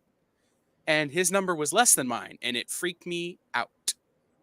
And it was one of those, okay, sort of situations. It's true, buddy. It is a one day at a time thing. And when you're somebody like Frank Miller, who I don't want to speculate on the pressures that Frank Miller feels, but one day at a time is really hard sometimes. Oh man. And with everything that the internet and the public throw at Frank Miller, every day is a huge victory for a guy like that. And it was interesting just sort of skimming the article. And I remember when everybody thought Frank had cancer or that he was dying of something else. And it got me thinking about, and I found a photo of myself from 2010, which is, I'm not going to say my lowest point. My lowest point was definitely right before I got sober in 2014, but one of the lowest points. And I don't even look like me. Like, I'm wearing a hat that doesn't fit because I had lost so much weight because I was drinking my calories and I was snorting my energy. It was one of those things that just became all encompassing. And I'm at my best friend's wedding and I look like a skeleton. And I've never looked like a skeleton, guys. I came out this size. It's, me, Bigby, Dan, Bronze, and a few others, like, could form a football team, like, kind of, So I've never been as skinny as I was then. And it eats you. And I could see it eating Frank. And now looking back, I could see it eating his talent. And I really want to see the film. I've got to figure out how to do that now because I went to wrestling instead of the movies. But the tremendous amount of, pardon my French, balls it took for him to come out and say, hey, this is my life that nobody knew about. And to do it to Vanity Fair is a really, really tough, congratulations, Luis, is a really, really tough thing to do. And that sort of self-reflection that he talks about and that kind of stuff, that's one of the steps. You have to work your steps all the time. Buddy, Luis, anybody who's done it can tell you, if you stop working the steps, that's when you fail. And part of that is self-reflection. Part of that is recognizing your flaws. Part of that is recognizing that you're not actually in control of yourself. And going back and making things right. So I know for a fact that Frank has gone back to collaborators and said, I'm sorry. I dropped the ball. I'm sorry. I didn't. Publishers, hey, I'm sorry I missed deadlines. I'm sorry. He's had to do the work. And somebody with his level of fame and his level of respect in the industry to go to somebody and say, hey, I need to apologize. That's got to be just crushing. So right. Ton of respect for this interview. Ton of respect for what he's been through and what he continues to go through. And it really does soften some of my opinions that I had of some of that work that was just not the level of Frank that I had come to expect from Frank. You know, and so I want to read the article and I want to dig into it, but shout out to his partner, his publishing partner, for stepping up and stepping in. And we all need somebody like that to go, bro, what the hell are you doing? Like, for me, it was literally my mom going, so what, you're just gonna kill yourself? Like, I don't understand. You know, seeing that having that kind of reaction, you know, snaps you out of it. And that's what happened to Frank. Is it was, what are you doing? There's still so much left. Yeah. So shout out to his publishing partner, whose name I can't remember, and to Frank for coming and talking about all this stuff, and for turning a corner and creating, in my opinion, some of the best work he's done in a long time. Now, there's some stuff that we're gonna talk about in a minute. I'm sure it's a little like, okay, a little iffy, but again, I have a theory about that. So it's this weird sort of, I don't know if anybody smoked. Has anybody ever smoked? And you got to learn how to drive without a cigarette in your mouth. You know, when you quit smoking or chew tobacco, you got to learn how to, get in a car without putting a dip in and spitting the whole time you drive. Like, you have to relearn how to live your life without alcohol, without drugs, without your addictions when you get clean. And it's a lot of times it's like starting over. I had to learn to do this. I was working in radio when I got sober. I had to learn to go on the air and talk without being loaded. And it was hard. So it's this respect for Frank for figuring out how to go back and be Frank Miller again. Definitely. Comic journey for you, it would be, can your hands be on YouTube without a cigarette in them? It would be hard. I get it. 100%. How about you, Bigby? What was your reaction on this article and this interview with Frank Miller and kind of his new direction he's taking? I will say it's kind of nice to see that there is a reason behind the. It was very apparent to me the decline in his artwork from some of his his amazing stuff that he did on Daredevil and on Dark Knight Returns to some of the stuff he was doing recently. So it's really nice to see that there's a reason behind it. He didn't just lose his skills for no reason. There's a light at the end of the tunnel. We may see the old school Frank Miller coming back. So, Kelly, I think I speak for all of us because we've all been busy tonight, but I have not seen it. The film, and no, I didn't have the opportunity. Yeah. Vinny, thanks for joining the show. I just wanted to acknowledge you in the chat there. Thanks for being here. We appreciate it. And E-Man's World of Geek, another great YouTuber and content creator out there. Glad he's here. Along with CJ, by the way, I did mention that he's got his own channel as well. You should go check him out. And Immortal Biggie Shack. Lots of great people from the community popping in here. And that doesn't just mean YouTubers. It also means all of you fine folk watching. We appreciate that. Absolutely. Oh, Neil Adams was in it. That's makes sense. Makes sense. He's referenced in the Vanity Fair article as well. Yeah, recognizing that you have a problem is always step one, and like that's the way I look at it. I don't deal with alcoholism, but I have my own personal demons and addictions that I deal with, and yeah, it's recognizing that you have a problem is a big one, and also again, we kind of try to focus on the mental health aspect to a certain degree. Not that any of us are really trained in that, as far as I know, but I would also say, like, despite the fact that you may be dealing with this stuff, continuing to learn how to love yourself can actually be very important. I know that sounds a little cliche or a little like gooey or whatever for people, but it's pretty important to actually don't hate yourself just because you have your demons. You can hate that part of you, I guess. Everybody has their own process, but you aren't your problems. You can overcome those things and be somebody that's worth helping. I think that's important to know. Yeah, and that's definitely something we talked about earlier in the show too, that we did have a tragic loss. So, we'll continue to our hearts will go out to his family. It's awesome that Frank. Oh, sorry. No, go ahead. Yeah, it's awesome that Frank had the person who stepped up and helped him, to overcome this, and finding the support system and the friends who are who are there for you and can help you through this kind of thing, or people who are familiar with that kind of situation. I know, Bronze and I, we both have a lot of similar stuff that we've gone through, and it's been awesome to have you as a friend to help me cope with a lot of things going on. So same. I think that. Yeah, 100%. And, we've made the offer before. For me, there's places where you can reach me very easily, like on my Discord server, stuff like that. If you ever are in a place where you need some help or somebody to talk to, reach out. I can't promise I'll get back to you right away.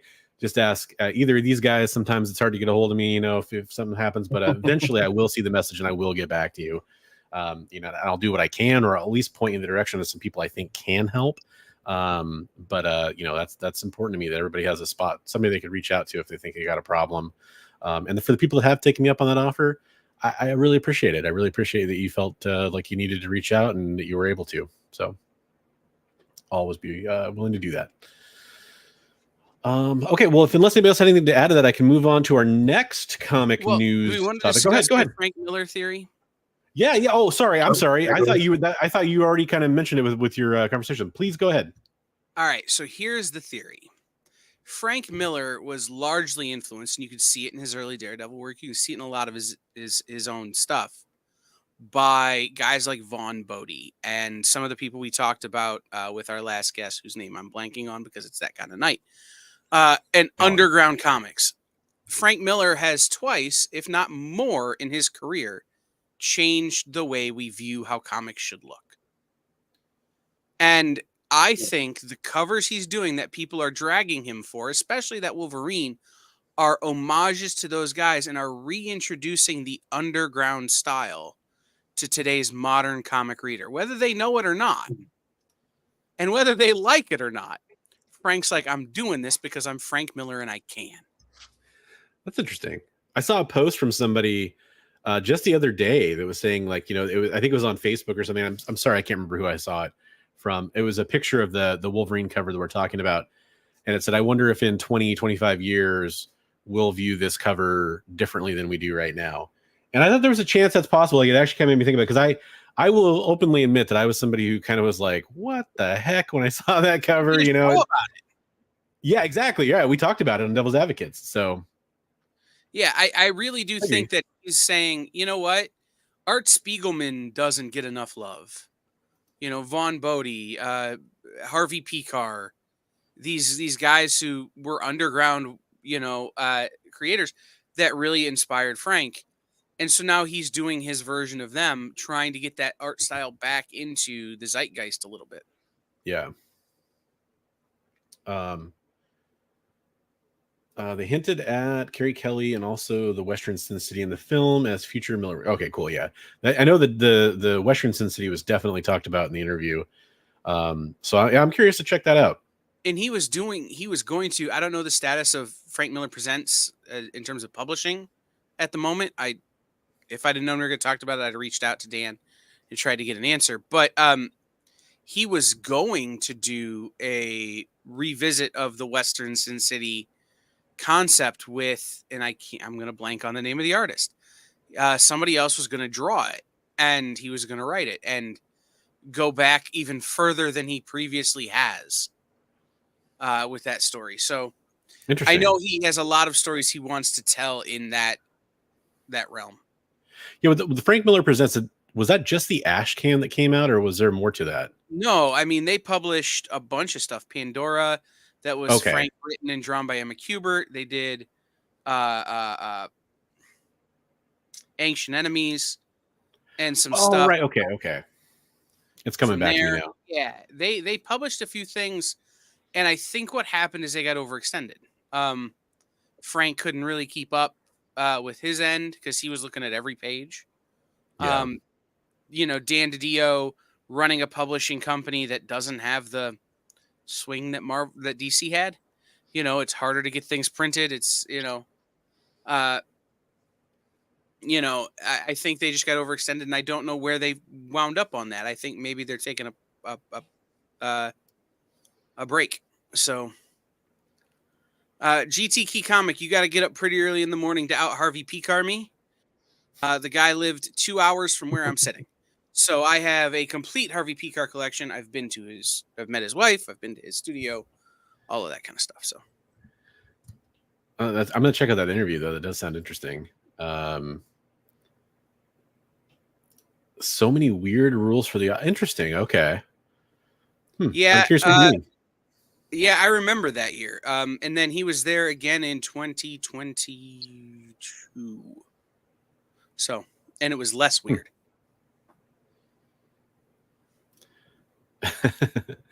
Yeah, they definitely proved whoever that was wrong, because it's a landmark comic for sure. All right, gents. Well, I do want to get some other topics. So unless anybody else had anything else they want to add, I'll just kind of wait for the. I was hoping for some kind of reaction from Bigby when I said that, but I'm getting the. Oh, do you want to say anything else? about Frank Miller and the. No, I just think we've said it. Okay. So the next thing we're going to talk about, I know at least one person in our chat is going to be extremely excited to talk about this, because it deals with AI artwork. But this is kind of this hits on a lot of things that have been going on about AI stuff recently in the art world. So I really want to talk about this. So the article here, this comes to us from thanks to cbr.com. Yeah, totally understandable, Psycho Phil. You know, especially for those on the East Coast, I get it. That aren't necessarily super night owls. We appreciate you being here for the time you were here. Yeah, you don't say, Comic Journey. I had no idea. But this is an article from CBR talking about and I am sorry if I pronounce his name. I've always pronounced it in my head as Yannick Paquette. I'm sorry if that's actually not the correct pronunciation. I think it's Yannick, but Paquette is right. Yannick. Okay, thank you very much. So famous, some of his Wonder Woman art is being shown here. Kind of notorious for his artwork, just a very popular artist. But what this is actually about is Adobe Photoshop and one of their products. So if you're not familiar with this, what happened is it started coming out. You see a lot of artists posting about this because it started making their rounds with artists who obviously are very tuned into the AI art issue right now. Where basically there was a terms of service update from Adobe about artwork being able to essentially be, for lack of a better word, owned by Adobe when it was being trained off of the artwork they were doing essentially within one of the Adobe suite of products, whose name I am scrolling down to see right now because I always forget what it's called. It's Adobe Creative Cloud, Adobe, it's Photoshop, it's Clip Studio Paint. Yeah, Clip Studio Paint is a much better tool, by the way. Yes, sorry, yeah, you're right. Clip Studio Paint is the one that he was talking about using afterwards. But yeah, so essentially, what happened here? It's not just that Yannick was talking about this, because I think a lot of artists were talking about this. I think it's a fascinating read. But what actually is interesting to me is that on the heels of this article coming out, there was an update. But if you're curious about the gist of this article, he basically said that Adobe Photoshop is dead to me. They're fully embracing of use of AI, or embracing of AI as the last nail in the coffin. That software was never intended for us comics people anyway. Drawing has nothing to do with filters and specific lens corrections. Their subscription pricing is clearly not aimed at starving digital artists. And then he talks about using Clip Studio Paint. I'm sorry, I'm not in the Adobe family of products, so I thought that was their product at first. But yeah, you're right. And yeah, it is all subscription based, and it's kind of one of those things. There are alternatives out there. But what's interesting to me is that because of this article, or because of every artist talking about it, we got an update from Adobe responding, as CBR says here, to the backlash over its new terms. And I want to read that real fast, because this to me is kind of the interesting part here. And whether or not this would have happened anyway, or whether or not this was the original intention anyway, this goes to me to tell me that this is the reason why we talk about these kind of things, why we put pressure on companies, because it does force them to respond to things that we're not viewing as favorable as the comic book community. They say we recently rolled out a reacceptance of our terms of use, which has led to concerns about what these terms are and what they mean to our customers. This has caused us to reflect on the language we use in our terms and the opportunity we have to be clear and address the concerns. Over the next few days, we will speak to our customers with a plan to roll out updated changes by June 18th. At Adobe, there is no ambiguity in our stance. Our commitment to our customers, innovating responsibly in this space. We've never trained generative AI on customer content, taken ownership of a customer's work, or allowed access to customer content beyond legal requirements, nor were we considering any of those practices as part of our recent terms of use update. That said, we agree that evolving our terms of use to reflect our commitments to our community is the right thing to do. So again, as much as it is to talk about, this one article with Yannick talking about it, which I think is important, I actually think the update is really the news thing here. And so I wanted to talk about that. Now, mentioning AI art is you're letting the floodgates loose. So can we take a minute, and I'm not saying that Yannick is wrong. I'm not saying that other artists are wrong, but we need to differentiate two things here: AI generative art and machine learning. Right. They're two different things. Adobe has for years used the way you interact with their software towards machine learning. I use Adobe products every day. And I'm not going to stop using Adobe products for two reasons. I can go over them later. But the thing that it learns is what my preferences are. So if I click this button, most likely the next thing I'm going to do is go do this. So it automatically queues up in my back end of my computer the RAM and the needed resources to go to the next thing. If I'm in Adobe Premiere and I head and tail my video and I hit in and out to select my entire video, it knows the next thing I'm going to do is render. Mm-hmm. So it unloads a whole bunch of stuff off of the RAM that would otherwise slow down my computer. And that is a cool feature because it's learned what I do. The other thing that we need to remember is generative AI on Adobe is terrible. If you look at the Photoshop stuff, like if you wanted to generate, like if you have a picture of a table and you want to generate the rest of the table, it just turns into the table from The Last Supper where physics would not support that table. Like, it's not good. So Adobe's generative AI is way worse than a lot of these other software that are out there that actually can create realistic looking art. So I kind of buy what Adobe says when they've not trained their AI off of creator content. I believe that they've trained it off of existing training that's out there on the internet, which is still hugely problematic. Yeah. But even the terms of service that people are angry about was no different than the terms of service of iTunes. If you take a CD that you own and you upload it into your iTunes account, you're granting Apple a non-exclusive license to be able to pull that data in and use it to train their machine learning to identify songs based on the audio, based on the metadata. Exact same deal, but nobody's out here screaming about iTunes because it's clear that it's machine learning and not generative. So I think part of it is we're in this sort of red scare about AI that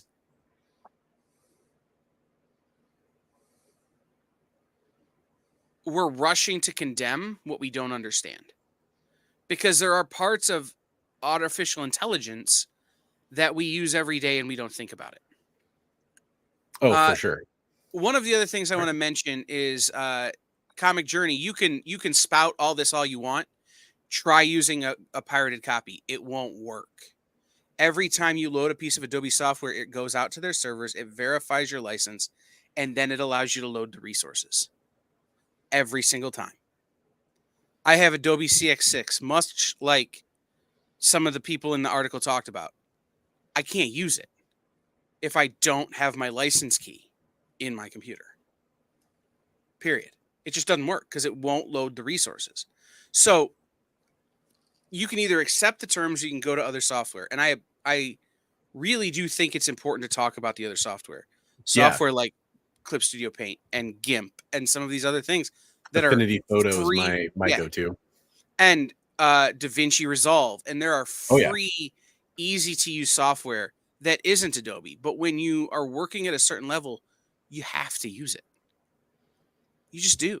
Unless you want to spend a year relearning how to do what you already know in something else.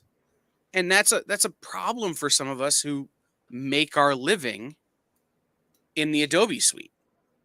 So it's this weird line that we have to walk. And I think Adobe and Adobe stock price need to figure out how far they want to push the envelope one way or the other.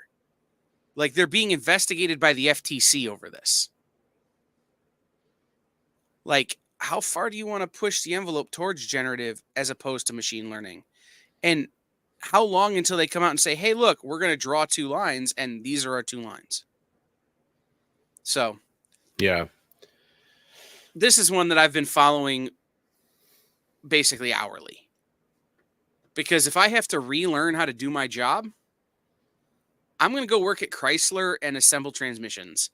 I'm going to quit doing everything I do because I don't have time to relearn it. Well, I hate to inform you that they are using AI-driven robots to assemble those transmissions now. If they're not, it will be tomorrow. But I'll just be learning you know? that for the first time. Yeah. So it won't be relearning something I've been doing for 10 years. How about you, Bigby? Did you have any thoughts on this idea of who owns your content when you use these tools, that kind of thing? Anything that comes to mind? Yeah, so there's been a lot of outcry about companies that are, wasn't it Instagram just recently? They had the big thing about that they're going to start using your art that you upload to Instagram to train AI, and people are freaking out about that. Yeah, there was a big thing about a little while ago about Adobe that they used AI generated art for their advertising, and people were really pissed off. Because we're marketing this tool for artists, but we're going to use AI generated art for our advertising. So, I mean, I don't know. I mean, it is a complex issue. And understanding all. Kyle, thanks for being so well informed on all that. That's awesome. So. Yeah, I appreciate you saying that, Big. I really do. It's something I care deeply about because I have so many friends who are artists, and I want them to be able to be artists. Yeah. And as an artist myself, I make thumbnails for YouTube and edit videos and audio. I'm not really an artist. Like, but I'm not the same kind of artist as the people who made this stuff, right? So it's this level of I have to know what I'm diving into. And we don't know what we don't know yet on this one. And we're leading a witch hunt. Right. As opposed to asking Adobe to clarify their terms, which they now seem to be doing, as opposed to asking some of these other softwares to clarify their terms. Did you know that in your terms of service on iTunes, you specifically agreed not to use iTunes to torture anyone? Anybody who's ever been in the car, yeah, it's in there. Yeah.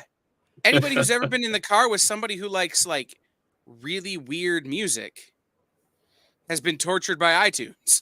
Like, thanks Guantanamo Bay. But it's exactly it. It's you have to clarify your terms. And Apple had to come out and clarify those terms. It says, okay, you can play songs your friends don't like, but like don't use it to blast loudspeakers for people who are, keep people awake for 36 hours so you can make them tell you secrets. Like, as opposed to asking these companies to clarify their terms, to clarify what they intend to do, we just cancel them. Well, we hate when other people get canceled and other things get canceled. Why are we canceling these things? Yeah, right. I mean, Clarification and understanding is important. And for me, the biggest thing with AI has been transparency, because I'm not. I've said from early on, I don't think that I'm completely against the idea of AI artwork, depending on how it is generated. That is the big key. Is it generated in a way that is giving contribution to the original creators that made those works? Are they okay with it? Have they signed off on it? I mean, 99% of the time, the answer is no. But I mean, I could see a future where it's possible that like an AI art program could be used. You could put in prompts, maybe you could load in images, and then it could spit out some metadata that says, hey, here is what originally trained this image. Here is the artwork this is based on. And if that's fully disclosed, am I saying that I'm going to love that artwork and I'm going to go after there and I'm going to support the heck out of it? Not necessarily, but I think there are ways forward that could use artwork, generative AI artwork, that are fully fleshed out, that could move us forward in this space. I think the idea that we won't have anything to do with generative AI artwork 10 years from now is far-fetched. I think it's going to be in our space somehow. The question is, what are we okay with? What can we get in terms of transparency, in terms of best practices that are accepted? But when it comes to the owning your own content and having your content stolen from you, the person who created it, that's where I do think that it's important for us to have clear lines drawn. I don't want to see any artists have their work stolen from them. That's happened far too often in comic books, and so I think it's very important. What I would like to know. Oh, go ahead. Go ahead, Bigby. No, go. I was going to say, can you see a future where royalties are paid to an artist based on what percentage of their skills were used to generate that image? Just like we get like royalties are paid for playing a song on the radio or something, or where every time an image is generated using skills that were learned from your art, you get a piece of the pie. Look up New York Times versus OpenAI. All right. The New York Times is currently suing OpenAI and Microsoft AI for illegally scraping the New York Times to train their AI systems without paying them the royalties that they have paid to other sites. Oh, okay. Some of these companies are paying people to scrape their information to train their AI. But they didn't pay the New York Times, and of the people you can choose to mess with, that maybe isn't one. Like, right. They have deep pockets and they have big voice. You're not going to win. Right. I think I can see a world where we're paying royalties to people. Like, in the same way that artists like Bob Dylan are selling their publishing to someone else because that sets their family up for 150 million years in terms of financial. I can see an artist like a Frank Miller, who we just talked about, coming to the end of his life and seeing the end of the road and going, you know what, if somebody's going to give me $1 billion to be able to use my art to train AI, and that will set my family up for life, that's going to be a very tempting offer. Yeah. Right. I think we're going to get to that point, but I think it's like some of the people in the chat have been saying, as long as it's labeled generative AI, created with AI, created artificially, and you know what you're getting when you look at it, I think there's room for that. I will say this, the AI generated George Carlin special is a monstrosity and an abomination, and the people who are responsible for that should be punished by firing squad. But like, it's not the same when somebody's drawing a picture of Batman, in my opinion. Right? Because anybody can go right now and draw a picture of Batman. I could draw a terrible picture of Batman on a piece of paper right now, and that's legal. Right. I can't say I'm George Carlin. Right. It's a different thing. So the other thing I think, not only were the jokes not funny, Leonard, they didn't even sound like jokes he would write. The other thing I think is interesting is Kamikaze's question. Mm-hmm. Is there a difference between using somebody's photo in your thumbnail or IG post or using an AIO app to make it for you? They are both appropriation of someone's work. I will say this, on the experience, I don't use AI for any of the thumbnails. And if I find out that somebody is, we're going to take those thumbnails down, and that person is probably not going to work for us anymore. However, I do use machine learning.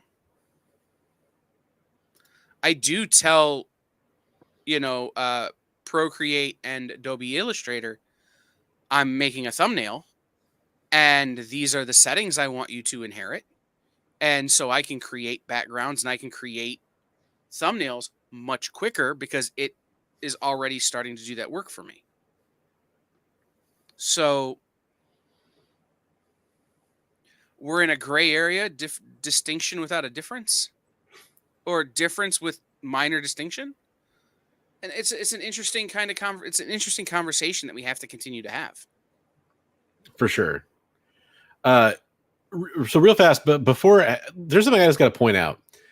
So I think I have Comic Tropes to thank for this, by the way, because I know he shared my stream on X earlier. There are currently 311 of you watching over on X, which is fantastic. I really appreciate you doing that. We love having you here. If you want a chance to come win the giveaway over on one of the YouTube channels, we're streaming right now on 2 YouTube channels, one of which is called the EXP, which is the experience over on YouTube. Fantastic channel. I recommend following it.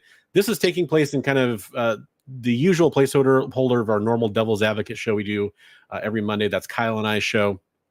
And then every other Monday, Brian and I, Bigby up there, do a show called Best Coast Comics. And so this is kind of a weird confluence of those two things because Kyle couldn't be here for the normal time slot because he was at a wrestling event. And so we decided, hey, let's try doing something kind of cool here. If you're watching over there on X, come on over to one of our YouTube channels. It's Bronze Age Nerd or the EXP.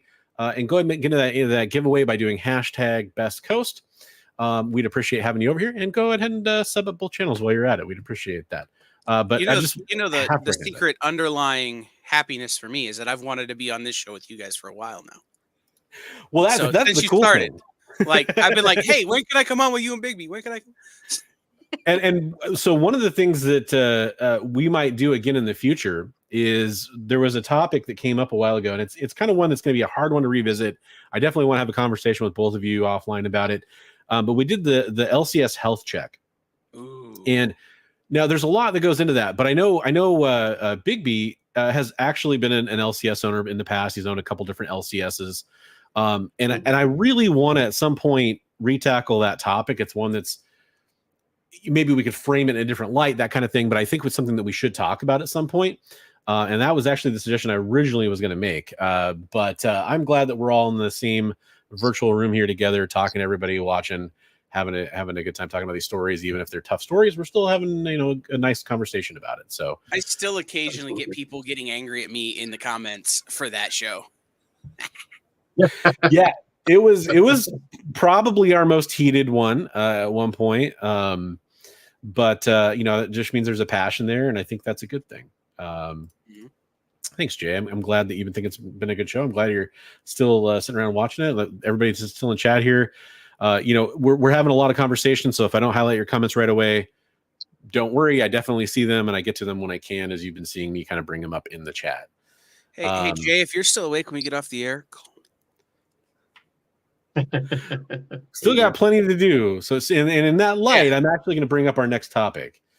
For many reasons. So let's. Bigby, Comic Journey. Just talk to my business partner. She has an Excel document full of them.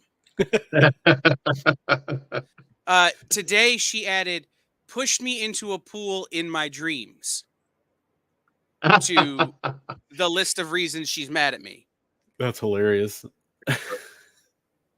Oh, hey, Bronze, not only can people come over and win a free thing for the hashtag Best Coast, but also we have the Super Chat prizes as well, right? Yeah, I should mention that one more time. I'm gonna give myself the stage here. This is probably the last time I'll show off the books because I know people are watching the whole time. We're kind of like, hey, I've seen this before. I'm cool, but we'll show it off one more time because it's been a while. Before we do the drawing later at the end of the show, we are giving away some for people who have been kind enough to super chat. You can do that on either channel, by the way, and it'll, if you're watching on the EXP, it's going to go to the EXP. If you're watching on my channel, it's going to go to my channel. Either way, you're still eligible and entered to win the prize. Got Uncanny X-Men 184, first appearance of Forge, and a comic that goes, kind of in a way in my head because he was such a prominent character in the new season of X-Men 97. We got X-Men Adventures #1 as well. So these are the super chat prizes. If you super chat, for every $1 you super chat, you get a spot on the wheel, and you might win some of these comics or win these comic books. First appearance of Spider-Man in 2099 in continuity, at least. To me, it's the first appearance. It's the one that I collect as the first appearance of Spider-Man 2099. Ravage 2099.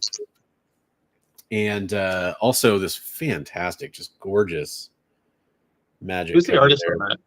So I wanted to say it was Peach Momoko, but it's not. It's Nico. I don't know if that's a first name or a last name, but what's the book? X of Swords, what? It's Ten of Swords, Destruction, which was the final chapter. It was like the epilogue. So Part 22 of 22. Yeah, it's the final chapter of I think it's supposed to be called Ten of Swords, but I don't know. They're weird about that stuff. I always call it X. I don't know. I know everyone does. Well, everyone calls it House of X, Powers of X, but really it was House of X, Powers of 10. It's weird. I don't know. Listen, Jonathan if you're going to mix Hickman, in Roman numerals and numbers, you deserve to get made fun of, Hickman. Exactly. And then we got that foil facsimile of ASM 300. So yeah, you're basically going to win, a stack of cool Marvel books. We've already got a lot of people in the entry for that, but you could add your super chats in there if you want to. And then I'll just quickly tease this because I've mentioned it, but I haven't really shown what's going to be the free prizes. What we're going to do is Bigby and I finally decided what we're going to do for this. So we've been talking about it for a while. We have 3 prize packages you can choose from. If you're not here at the end of the show, that's totally fine. We'll just pick one for you or let chat decide for you. But the other 2 prize packages are going to move forward to our next show. We got a DC pack. These trades came from Bigby. You got a Batman Grendel trade there by Matt Wagner. Cool trade. Beautiful book. Love that book. Great reading. Nightwing Huntress. So again, these are the free giveaways. And then I threw in this DC Nakayama Action Comics. Is that 1061 cover? So a negative space cover, isn't it? Yeah, a little bit. It's kind of like he does that. They're not really fully negative space because he still does the outline. But it's very much inspired by that series, I think. Yeah. So I will, because I wasn't here for that part of the conversation, I will throw in and I will send out separately to both winners a copy of Atlantis Wasn't Built for Tourists #1. That was my store exclusive CBSN variant signed by Eric Palicki. Nice. He only signed a very few in bronze. And so I feel like it's appropriate with being on with bronze. I will send those out to both winners. Nice. So there you go. We'll add that in. If you don't want the DC pack, you could choose the indie pack. The comic I threw in was Two Moons #1. That's the variant cover there. Yeah, it's a good story. And then we got The Authority, Kev, trade paperback from Bigby. He put that one in the pile there. And then also The Losers, Anti-Ep. So a little bit of a different there's a movie based off of that. Yeah, and it's actually kind of an interesting movie. I won't go so far as to say it's a great film, but it's an interesting movie. It was entertaining. It was entertaining. Yeah, that's a good way to put it. And then the last one for you Marvel fanboys, I happen to be one myself. I threw in the comic book. This is another one, 10 Lives of Wolverine or X Lives of Wolverine. Hulk 181 homage there. And then because the trades that Bigby gave us were the Incredible Hulk, Beauty, and the Behemoth from the House of Ideas. That's a nice little, thick trade paperback there with some good reading for you. And the Incredible Hulk, Dogs of War. And so, yeah, basically what's going to happen is if you're still in the show, when we draw the free winner from all the hashtag Best Coast, which hopefully you're typing in the chat now if you haven't already, you get to choose either the DC the indie, or the Marvel. I wanted to give some different flavors for people to have to choose from, and whatever doesn't win goes forward to Next Best Coast Comics. Plus, you're also going to win those awesome comics that Kyle is sending to the cause as well. So definitely some fun stuff. So it's Nico Henrichon, Henrichon. Very cool. It's very cool art. Like I said, to me, it's reminiscent of Peach Momoko, but obviously not her same style. Beautiful. Nico was a co-writer on a lot of stuff with BKV, Brian K. Vaughan. Oh, okay. So multi-talented, not just an artist. Absolutely. I'm sorry, I'm still very large here, of course. And so I'm going to go ahead and change it back to that. And then I'm going to add in the next thing we're talking about. We don't have to spend a ton of time on this because we do want to go to our other topics. But it's something that I know Bigby and I spoke about, and we wanted to touch base on because we do have one additional piece of information. And also, it's a really big deal. I am watching the total go up as I'm getting ready to put this on the screen. Folks, if you like G.I. Joe, and I do, I'm a big G.I. Joe fan. The Kickstarter for the Compendium set is going on right now.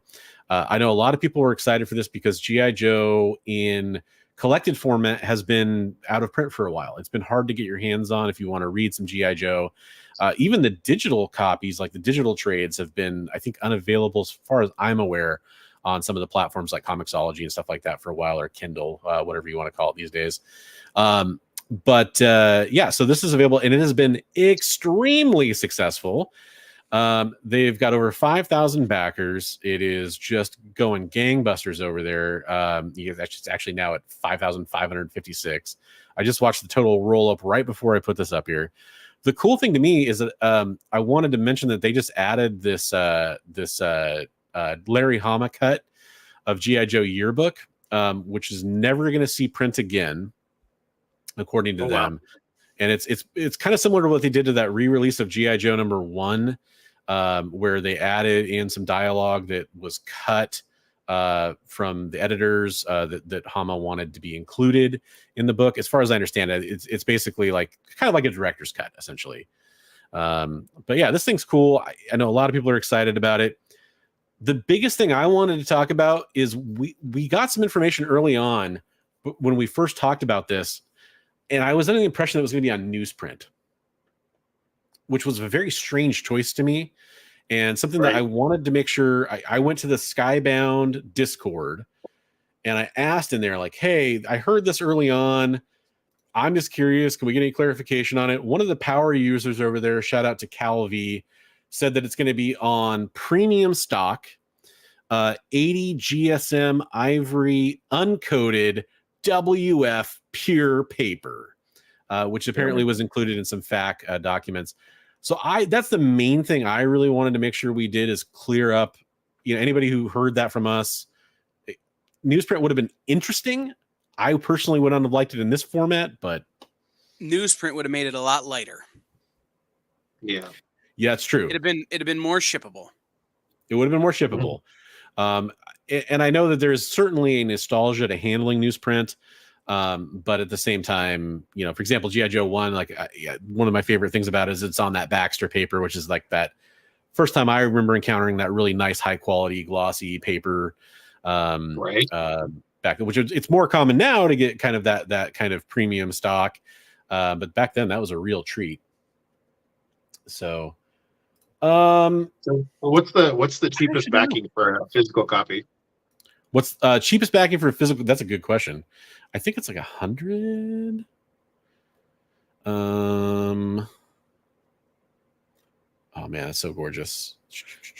Compendium. So yeah, that's the one thing I want to do before we get to that rabbit hole.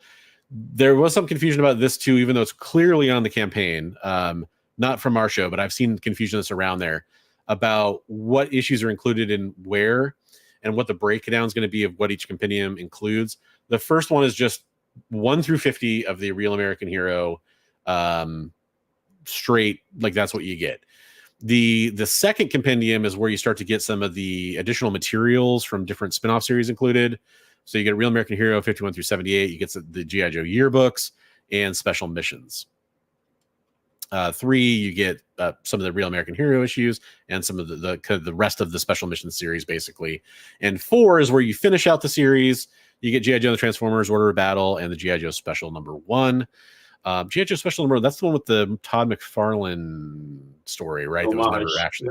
Yeah, it's got an homage cover. It's got an homage cover, but it's actually Todd McFarlane's art that was kicked out of issue 62, I think. I can't remember. But Marcus says $300 a set. That sounds right. Let me scroll down here to the rewards. Oh yeah, there's all these like cards you get for being part of the Kickstarter. I'm not necessarily trying to like advertise the Kickstarter. I think it's really cool as a G.I. Joe fan. But I definitely wanted to like just kind of, say it's cool to see. I mean, this was backed in like seconds. They had all those book plates and stuff that came out with Larry Hama SIGs on them and stuff. Those went immediately. There's all these cool things, but here the one that is, so if you choose either the Snake Eyes or the Cobra Commander set, that's kind of cool. They're doing that. You can choose your lasers, red or blue. That's where you get all the different collected books in each set. So as a physical reward. So there you go. Just like Marcus was saying. I gotta say, your book #2 is like one of my favorite G.I. Joe books ever. Oh yeah, it's got that's cool. Beautiful Michael Golden artwork in it. It's just amazing. Nice. And then I guess the October Guard. Oh, go ahead. The October Guard story, they're just amazing. Oh yeah. And the October Guard are such a fan favorite. So I do want to point this out. You can just get the first volume physically for 75, it looks like. Actually, that says digital. Okay, so maybe that's maybe the cheapest physical. So you get the digital PDF, which you get if you scroll up is like $15 or $30. There you go. $30. And then you get the digital plus you get volume 1 plus you get all the other stuff they have listed there under Duke. So the PDF, all the stretch goals, and 7,500 Skybound Insider points, which I think I got about 1 million of them, and I can't figure out what to use them for. So take with that what you will. But I have real complicated feelings about this deal. Let's hear about them. Skybound doesn't need to kickstart this project. Okay, so this is about the use of Kickstarter. I am good with it because of the things they're offering that are not going to be available direct to retail. The Larry Hama book plates, the cards, some of the other stuff, right? There's no way they can make that available direct to retail. I'm good with that. So I'm good with the Kickstarter because of that. But I have very complicated feelings like, one, where the hell was this 5 years ago? Right? It's not like this is new material. Right. Well, to be fair, Skybound just got the license. Skybound, but it's not. Yeah. Where was IDW? Where was Marvel? Sure. With this. Yeah. And that's fair. Again, I don't know because I'm not actively doing that what their direct to retail offerings are. If they're taking this $2 million out of retail pockets directly, even if it is because they're offering this other stuff, that is something that when I see Robert Kirkman, I will confront him about because it's, pardon my French, it's bullshit. But do they have a retailer sponsorship here where a retailer can sponsor and get a discounted rate and sell it to their customers? If they're offering stuff like that, then that's great. It makes it a little more palatable, right? But again, I don't feel like this is something that should have been crowdfunded in this way. I just don't. I think it should have been released direct to comic shops. And if you wanted the Larry Hama stuff, if you wanted some of this other stuff to go with it, add that as a stretch goal and crowdfund a single issue of something. Right? Do a custom cover of, Snake Eyes #1 when you release that, right? Do something a little bit more to scale and leave this money in the pocket of retailers who are fighting right now. Right. That's why they're offering so much stuff that's direct that it's cool that, can't be direct. So I'm it's kosher, but it makes me a little nuts. So to address the comment, and I'm not saying this, I'm just adding this for context. There is the section on there for retail partners that says they are going to be doing soft cover editions for retail. This is something we couldn't do without our retail partners. So the soft cover versions of the compendiums will be available at retail. If you'd like to purchase these Kickstarter exclusive hardcovers for your store, please email us. So they do have some options available apparently for retailers. Yeah, and so that makes it again more palatable, but it's still what market is going to be left. Yeah. Right. If the G.I. Joe stands are out there getting this, they're not also going to come into my retail store and buy soft covers. Well, they're not. Yeah, but there will be people that don't know about it that will want to, So what percentage of the market is left? Is it 10? Yeah. Is it 20? Is it what market research do you have, Skybound? Like, give me some data and it will make things better. But I've talked to other publishers at length about this. And again, it feels like Comic Dre says, it's Bush League. They are keenly aware of how hard it is right now for retailers. So to take $2 million out of the market, potentially, it just seems like a slap in the face to people who have been paying their bills for years now. Yeah, this is, by the way, like, not to get too far afield here, but this is a issue outside of comic books too. I just backed a Kickstarter from a major corporation that is in the tech sector. That there's definitely no need for them to have been on Kickstarter. They could have, they have traditional release chains. They're huge on Amazon, for example. So they wouldn't have any problem if they release a product getting their product into the hands of retailers, right? So it does kind of beg that question of when is it okay? What should be the use of Kickstarter? I'm maybe kind of weird in the fact, though, like, for example, I backed that campaign, even though I have full faith that product's going to be available at retail, partially because I wanted to get it as soon as possible because it met my current tech needs that I had, whatever. That's just a personal thing. I don't really mind it. I don't know. I know that there is kind of this idea that Kickstarter should be maybe for startups or for people. I get all that, but for me, it still doesn't bother me. Like, there's prominent comic book releases that come out on Kickstarter still to this day. I may have issues with how certain, Kickstarter campaigns are run, but at the end of the day, it doesn't bother me that they're on that platform. Because I do see it as a different type of distribution model where some of these things maybe are a little more niche and they do get to kind of immediately see, here's our order. We can kind of keep our margins tighter by not overproducing, that sort of thing. I kind of get it.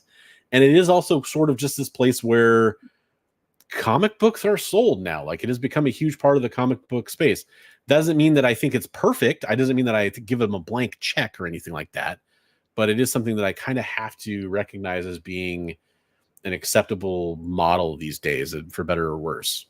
And when we talk about taking $2 million out of the market, there are other campaigns that are live on Kickstarter right now for comic books, for people who are, we just had somebody on who's trying to break even, not trying to get rich, not trying to make profit, just trying to break even on a Kickstarter. Yeah. Right. So that is $2 million out of the market. Now, maybe the people who back this G.I. Joe book aren't going to back his. That's fine. Right? Like, I get that. It's not an entire $2 million out of the market. It's a portion. But it's making it that much harder for that guy to get his project funded. And because this is getting the press, this is getting the sponsored ads on Facebook and social media. This is getting the project we love, and it's on the front page of Kickstarter, and it's on. Whereas this other stuff gets buried. And it makes it harder. So, and at the same time, in the tech sector, Amazon's not out there going to mom and pop stores going, oh, we're partners, we're friends, we want to help you. And then at the same time, or this tech company is not going to mom and pop electronic shops, find me one of those, and saying, oh, we want to help you grow your business. We're going to put out stuff your people are going to want, and then going to Kickstarter and selling their big project. Yeah. I mean, you've got companies like Wizards of the Coast is doing the same kind of thing where they're taking super valuable Magic the Gathering cards and reprinting them in foil with exclusive art by beautiful new artists that you can only buy in a pack of like 5 to 10 cards for $200 directly from Hasbro. And so that's just taking money right out of the hands of the people who are selling those vintage cards that are their partners, right? I mean, if we want to get into Magic the Gathering, we could talk about them releasing cards that are already illegal in this new set. Like they were errata in cards before they hit the market. Yeah. That's a money grab. Like, let's just be clear. WotC and Hasbro are screwing up that fandom too. Right. So, Kyle, I think I have a future devil's advocates idea. Real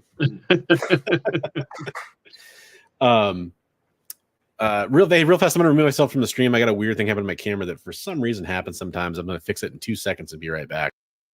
You're gonna leave me alone with Kyle.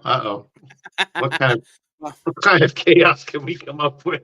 You guys kill each other? Yeah. Oh no, you're still alive. Okay, good. Whew. I was gonna say we're both retailers. We could talk about shared trauma. There's a bit of that. Absolutely. Absolutely. Do you have any good Steve Jeppy stories? Got some good diamond stories. I got some interesting stories. Oh yeah. Everybody. I bet. You know, and that's actually, speaking of future devil's advocates ideas, there's a future Best Coast Comics idea. We definitely need to explore some of the retail history and stuff that's going on in there, and you know, tales from the comic shop. Yeah, and we know other people, you know, cough like Kyle, that could be guests too. That we have some stuff going on there. So one thing I just want to address, because there's several comments in the chat about this, and you know, it's kind of the general consensus. I know there's a lot of, you know, I stopped supporting crowdfunding projects as I've been burned a couple of times on getting the rewards. Comic Journey says I can't stand all those BS Hasbro crowdfunding campaigns either, which I assume you're talking about mostly the HasLab type stuff and some of the things that they do, like the Magic stuff there too. Berserker, very notorious campaign there as well, which is, you know, what was widely available after that. It is interesting too, because I think G.I. Joe is right now, it's on track from what I saw to be possibly the most successful comic Kickstarter campaign in history. I don't know how close they are, what the numbers are.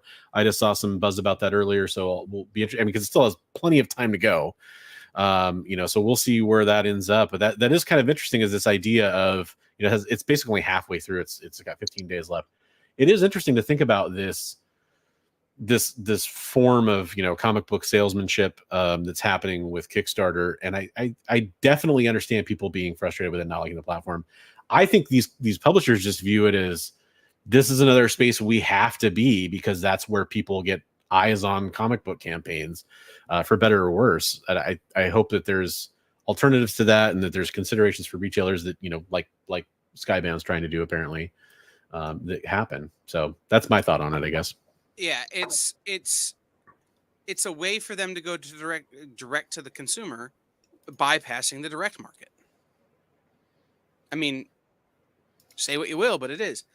And I really quickly, CJ, we agreed for about a minute. I only support first-time startups on Kickstarter. That is short-sighted. And there are a lot of people who are out there who make comics as their 5 to 9. Right? They're out there working a 9 to 5. They make comics as their 5 to 9. They can't spend all day selling comics. They can't sell enough comics to self-fund. So they go to crowdfunding, because that is their way of getting to their consumer. Right? It's the only way they can get to their consumer. They can't go to conventions because they can't take the time off their day job. They can't, you know, get into direct market because they can't print enough. They can't get into distribution because Diamond takes so much money from you. And these other companies won't even talk to you. So there is a level of creator who makes a very high quality book that can only get there from crowdfunding. And they might make 10, 12, 15, 20 comics this way. But it's the only way to do it. So I think only backing first timers and startups is very short-sighted. I understand the mentality, but it's more it just you just broaden just a little bit, buddy. By the way, we didn't mention this earlier. To go along with that, Mortal Biggie Shack is saying Alan's the only book I'd even back because I know him. Just throwing that out there. That's part of the reason. In case you didn't know, I know Alan is friends with Bigby, and a lot of people in the community, on our side are very familiar with him. So that was a big part of why we had him on earlier and talked about that specific campaign. He runs in a lot of the same circles, and maybe it's just because you're that cheap. But I think for a lot of people, it was cool to see somebody we know, realizing one of their dreams. Just like for our first stream, we had Mickey on talking about his Kickstarter campaign. We had Swagglehouse on talking about his book. I mean, that was something I was very happy to see him have success with Sanity and everything that was happening with that. Whether you like the stories or not, whether you like the creators or not, I do think it is kind of cool to see people that are in this space, frankly, doing what I do, making comic books and seeing some success with it. I think that's pretty sweet. So I encourage that. I think we need more comic books, so I'm cool with that. There's another weird Wizards of the Coast connection right there. Nicky. Oh yeah, he's a writer for right. Dungeons and Dragons. You're right. I forgot about that. You're right. Oh, that's a good point, Jay. It's a great way to up to it. That's cool. That's good. It's a good point, Jay. So the next topics that I have, we got to come up with a name for this side of the show. In our show doc, I call it the Hollywood Highlight. I don't love that name, but it's kind of, we're talking about some of the things that are happening, reacting to things. Kyle loves trailers, so I'm sure he's going to love talking about the first item on the list. But we did want to talk about Venom 3, which is was it the Final Dance or the Last Dance? I forgot the subtitle on that one. Last Dance. Last Dance. What was that, Kyle? 3 Venoms too many. That's actually that's a good title. I would say 2 Venoms too many because for some weird reason, I actually guiltily enjoyed watching that first movie, and I don't know why. I think it's because I like Tom Hardy. They forgot to finish the CGI. I loved it till they forgot to finish the CGI at the end. But yes, it's now in order to watch any of these movies, I have to get altered. The second one it came out at a time where I really wanted to like it. Let's put it that way. I needed a win. I needed a comic book movie I could love, and I thought Woody Harrelson, that's as Cletus Cassidy, that's crazy. All right, let's go. Couldn't stand it. I absolutely hated that movie. Asked for my money back. Ask for your money back, Marcus. That would be a more interesting movie. I will give you that much. Isn't that just Magic Mike? Magic Mike, Lethal Protector. This trailer, so I won't go into crazy spoiler details. I think all this conversation will probably be okay for Kyle, I imagine, because I first of all doubt he cares. Am I okay? There we go. So I don't.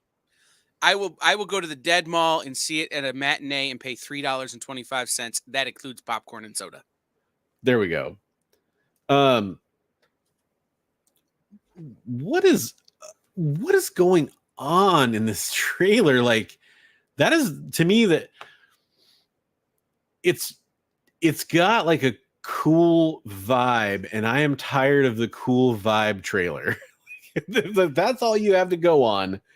And the big thing I think that everybody's focusing on, and because it is a pretty cool moment, is there's a venomized horse, right? Like that's the big visual. That's about all I got out of the trailer. Did you see the meme where it's like Venom 3 trailer just dropped? It's like shows just these keyboard clacking, just going crazy. It's like comic fans searching for Venomized Horse first appearance. Comic speculators, I'm sure. Yeah, right. Yeah, there was already some junk like that from this. This to me, Marcus's comment.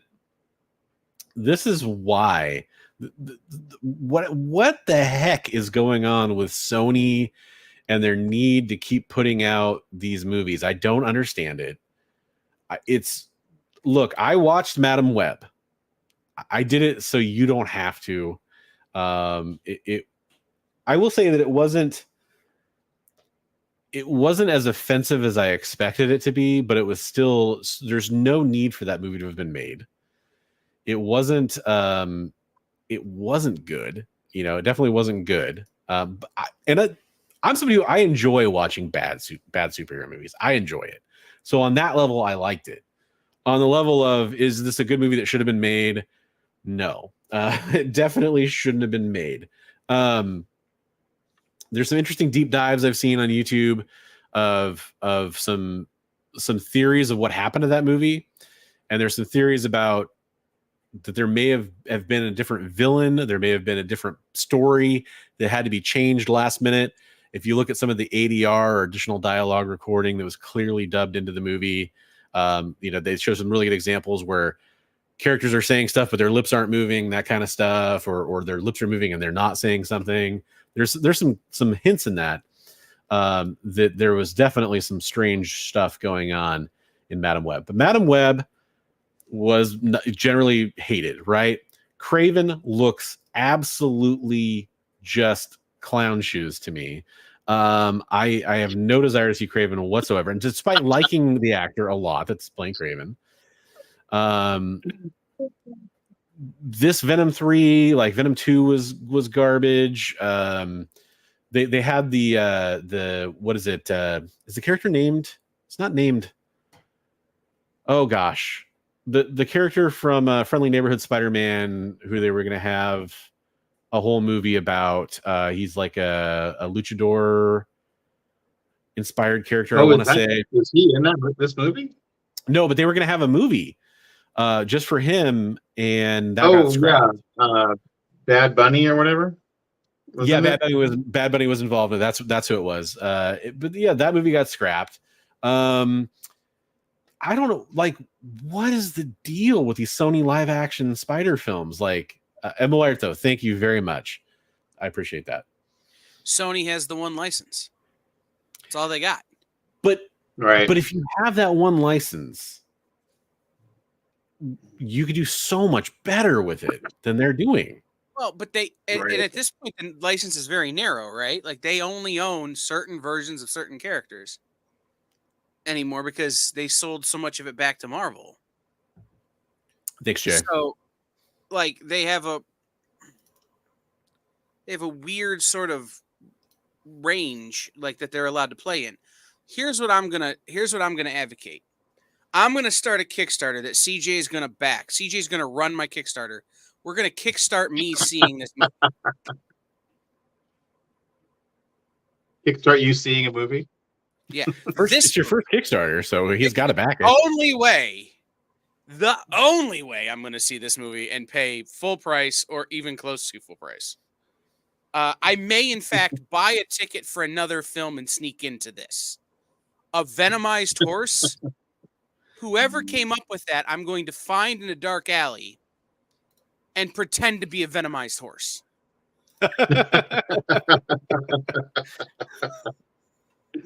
Yeah. I mean, it's the My Little Pony crossover that we all knew we wanted with Venom, and it's finally happening. The bronies are going to be there. The bronies are going to be coming out in force. Well, that's the thing, is they've proven that and those are just amazing, feats of animation in addition to being awesome movies. They've proven they can do cool stuff. Now there might be different deals worked out for those characters, obviously, that kind of thing, but it is one of those things where it's like, even if you just have the characters that they've made movies on so far, like, I can make better movies, and I know that that's probably not actually true. I know there's a lot that goes into movies. I don't want to pretend like I'm better, but I feel like I can make a good, like, Julia Carpenter Spider-Woman movie that people would have enjoyed watching more than Madam Web. You know, and it, even if I'm wrong, having that feeling shouldn't happen with giant blockbuster comic book movies, at least ones that are budgeted that way. So it's just a weird thing to me, man. It's one of those things that I can't get over, is just how strange this movie looks. And Tom Hardy, who is this fantastic actor, is just doing these, like, I really enjoy Tom Hardy. I think he's done some great work. But just doing these crazy lines in these Venom movies, like, it's just amazing to me. I can't get over it. I'll give you Tom Hardy in non-comic book movies. Yeah. Okay, fair enough. He's never been good in a comic book movie. Hopefully hopefully that's true, Jay. You know, but I mean, like, he's one of these, like, serious dramatic actors, one of the best of our times. And you know, I mean, there's just oh, wait, what? This movie can go right to hell. Yeah, I know you're probably gonna have a very unique take on this that I'm gonna love to hear in a second. But the segue here is that you know, going from one Spider live action topic to another here. Real quick, we got Nicolas Cage. CJ, yep. I will personally ensure that this happens. Whatever I got to do, I will personally ensure that this happens. Trauma forever. I mean, I'm super curious to see the new Toxic movie, but and I'm not super curious to see Venom 3. So there you go. But yeah, so we have Nicolas Cage, who obviously voiced Spider-Man Noir in the Spider-Verse animated films, is now going to play the character in a live action series. And this article comes to us thanks from Variety. The series has been ordered at MGM Plus and Amazon Prime Video. It's going to debut domestically. It's reported it was in development as early as 2023. I mean, there's not really much else to say here. I mean, the headline is the article in this case. However, I have a feeling Kyle has something to add. Do you want to add something to this, Kyle? Pay Fabrice Sapolsky and his co-creator or jump off a bridge. Period. Now, do you want to explain that to our viewers who don't know the situation? Marvel and everyone who's worked with Spider-Man Noir since really the second series have refused to give credit to Fabrice and his co-creator, who did create the character. And to the detriment of both of their careers, really. Fabrice is doing an indie thing, which is great, and he's kicking ass. But they weren't even mentioned at the end of Spider-Verse. They invited him to the movie. And didn't give him credit. So either cut the man a big ass check or get out. Period. Yeah, this is a topic that, you know, it comes up a lot, and I'm speaking specifically about the broader topic of creators not being paid or recognized for their work in the creation of these characters. And it is insane to me. It's something that we've talked about a lot. You know, I don't want to beat a dead horse too much, but I don't know. I'm all for, you know, the at the very least, throw him in the credits. You know, that's why his name wasn't even in the paragraph of creators that were thanked at the end of the movie. Yeah. Really? I've seen guys do 2 pages. I've seen guys' names who've done 2 pages at the end in an Avengers book get credited in an Avengers movie, but we can't credit the guy who co-created the character. No. And so to that point, Fabrice, I don't know if it's still running, has a Kickstarter running right now called Intertwined, The Creator's Revenge, that looks suspiciously like Spider-Man Noir and is basically a takedown of the whole thing. That's cool. I like that. So, yeah, originally, obviously, when I planned that on the show notes, I didn't realize you'd be on the show at this point. But that is an interesting, you know, I know you have a connection there, and that is, I'm glad you added that context to the situation, because absolutely, yeah. And just so you guys know, Fabrice is super French, so he is holding a grudge. As he should. Super French. Super French. I like a new character. Super French. Oh man, it's just Pepe Le Pew with a cape.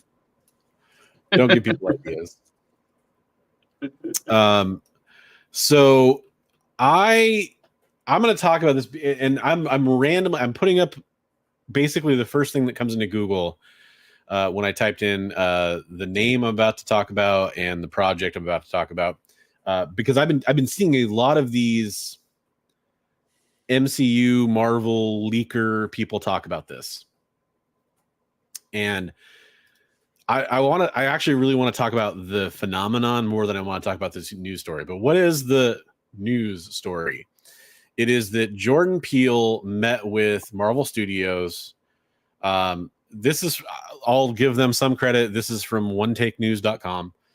But again, there are a lot of these leaker type people talking about this. And so the idea is that he went in to discuss the new X-Men movie, whatever the heck that means. Discuss. I don't know if that means he'd be attached to it, if he was, consulting, but really, even this article, and I'll give them some credit, it says that we have not been able to 100% confirm this. But it does seem like where there's a lot of chafe going on is it sounds like Jordan Peele may have met with Marvel Studios. But the thing is, I don't think it was necessarily about X-Men. It could have been, but I don't think it was necessarily true.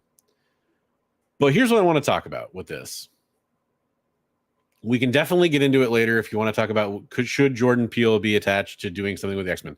I think it'd be freaking cool. Cooler than some of the other names I've heard attached, but I don't think it's necessarily the best match. But here's what I'll say. I just want this out there. I am sick and tired of clickbait, so-and-so's attached to play so-and-such character, all this stuff, and people falling for it. People... here's what it really irks me is a lot of people contact me with news. They send me articles. They send me, things that are going on out there. Hey, Bronze, did you see this? Hey, did you see this? Hey, what's going on with this? Yes, CJ, it is the Get Out guy. He's from Key and Peele. He's a fantastic director. Probably, one of my favorite up and coming, directors that's probably in his prime right now, along with Denis Villeneuve, and he's amazing. He's amazing. Marvel would be lucky to have him if he was willing to work with him. I've been watching his Twilight Zone on Amazon on Prime. It's pretty good. Yeah, absolutely. He's amazing. He's amazing. He's done a lot of good stuff. But this concept of this happening and the way that it's like just taken over, people sending these articles, hey, did you see this? Or them seeing them like, oh, so-and-so is going to play so-and-so. Oh yeah, according to who? Well, I saw it on Twitter or whatever. No, stop it. I tried to start a rumor like this.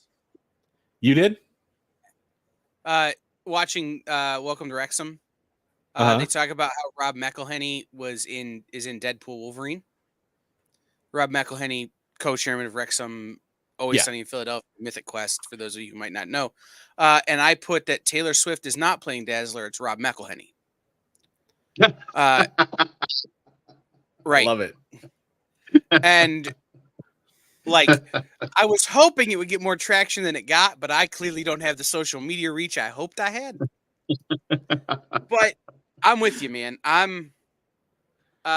I am mad, and yes, Method Man would be big angry if he doesn't get to play Bishop. I think that Jordan Peele is actually just going to play the new X-Men, Christmas Jackson Flaxen Waxen, who was also featured in the East West Shrine Game sketch from Key and Peele. Yeah.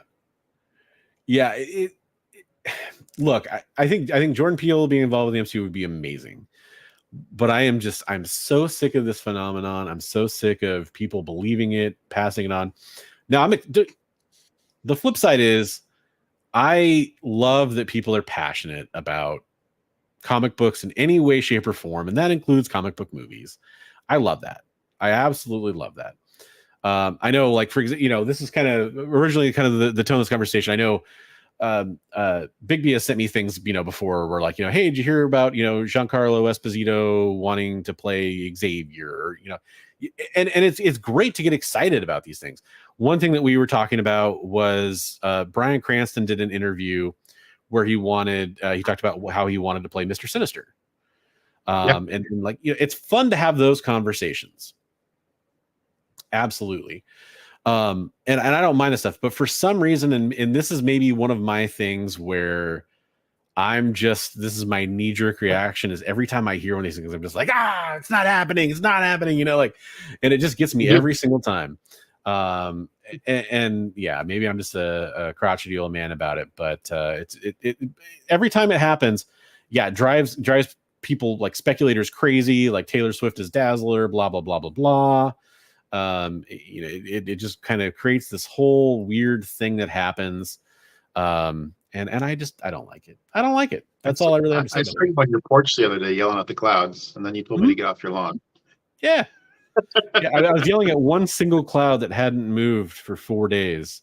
That is no preference. So you guys can't tell me that this is not an X-Men. I mean, Captain Gridiron, maybe. It's triple parakeet shoes. That's his non-mutant name, right? Government name, right? Yeah. No, here's the deal. I would love to see Jordan Peele take a pass at some of the Marvel horror stuff, right? You want to do a Man-Wolf story, or something like that that's got some of that horror fudge. NFL Super, right? Yeah, now that'd be funny. Sweet. I'd be in for that. I'd spend so much money on that.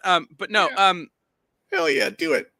Yeah, I would love to see him take a crack at some of the, some of that weird Marvel horror stuff, right? Yeah. Like, that's not super serious horror, that's got a little bit of comedy to it, but still kind of spooky. I'd love to see him make a crack. I'd love to see him play a character in X-Men. I think he would crush as Bishop or somebody like that. I don't see him as Bishop, but I think he's got the range to pull it off. He probably could. He needs to bring his crew with him. So, like, Chelsea Peretti needs to find a role in the X-Men because that's who he's married to, and like Jordan Peele has got to find a role as somebody. Like, got to bring the crew with him if you're going to do an X-Men movie. It's the only way it's going to be acceptable. Jordan Peele in Keegan-Michael Key. Yeah. Keegan-Michael Key's got to be in it too. Like, you got to bring the whole team.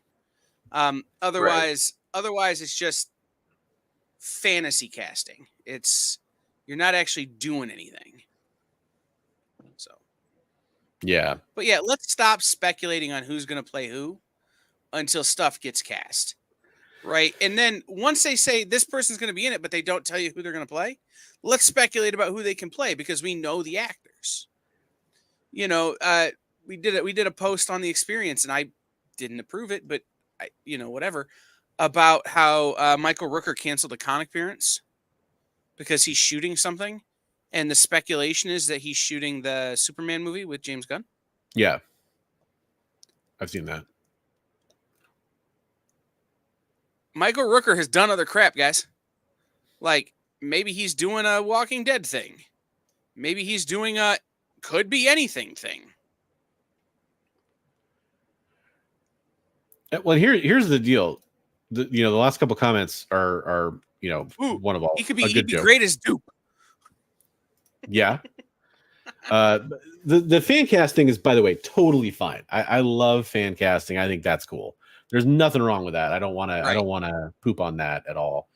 It's not fan casting. It's my favorite leaker said, and I told Bigby something about this too. There was a video I was going to do at one point, and I still probably will at some point. Where there was one of the leaker dudes that's out there in the space made up a fake leak and then revealed that it was a fake leak, just to kind of show everybody how reactionary they are to these things. And they were talking about it on Reddit. It was pretty fun, and it's something I want to talk about some more. It's not really topical anymore, and it's something I want to save for another video. But I mean, even some of these leakers they're straight out there, straight admitting that they are making this stuff up. Right. So keep that in mind. Right, I'm going to leak right here, right now, that I am playing the Blob in the X-Men movie. I've been working on my singlet nice. body now for about 3 weeks, and it's not going well. McDonald's cannot produce enough Big Macs fast enough. Jay, it's funny you say that because I actually that's one of the things I saw I that said article when that today. Yeah, I saw that leak, yeah.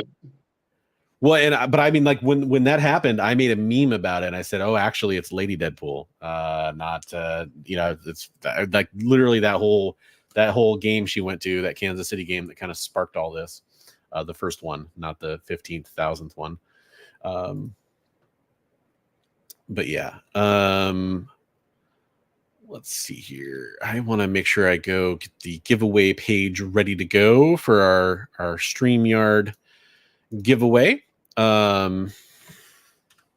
Which is a nice friendly reminder to let you know you should all be getting ready for the giveaway by typing in the hashtag Best Coast into the chat. And we do have more stuff going on that we're going to talk about. One of those things is something that we have an announcement about, right, Bigby? We want to talk about the community art program we've been talking about. Yeah. And so one of the things we've been talking about at Best Coast Comics for a while now is that we wanted to highlight, things like what Alan's doing with his Kickstarter, for example. We also wanted to highlight community art. And what I mean by community is anybody who's like watching the show, right? If you're watching the show, you ever watch this show, you ever might watch this show, your friends recommended it to you, you're a YouTuber, you're on Instagram, you know, any of those kinds of people. You could work in comics. I mean, that's possible. We've had some viewers that work in comics before. We've had Eisner nominated people watching the show earlier tonight who are in the comments. So it's possible. Go ahead and make your art. What we'd like you to do is we'd like you to tag Bigby McFly, the comic book guy, or DM him and send him your submission over on Instagram if that's where you post it. Or if you know, like me, from Facebook or X or my Discord server, which by the way, Bigby's on now, so you can hit him up there too as well. You want to post to my Discord server. If you've put that artwork out there, get it to us one of those kinds of ways, and we'll feature it on the show. We want to make sure we give, kind of these artists that are working on their stuff and really kind of showing what they can do, a chance to shine. And if you do that at the end of the year, if we choose your artwork as the winning submission we received that whole year, and we haven't figured out exactly how we're going to do this. We might do a community poll and have some finalists get up nominated for who can win and have some votes cast on it. We might just decide ourselves that part. We got some time to figure that out. But what we're going to do for you is, if you're the winning submission at the end of the year, Bigby is going to do a sketch for you.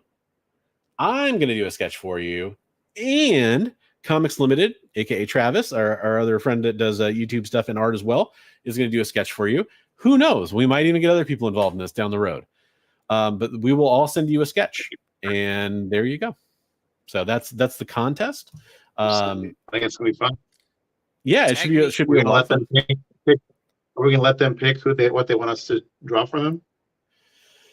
I think, for like a character or something, for sure, right? Yeah.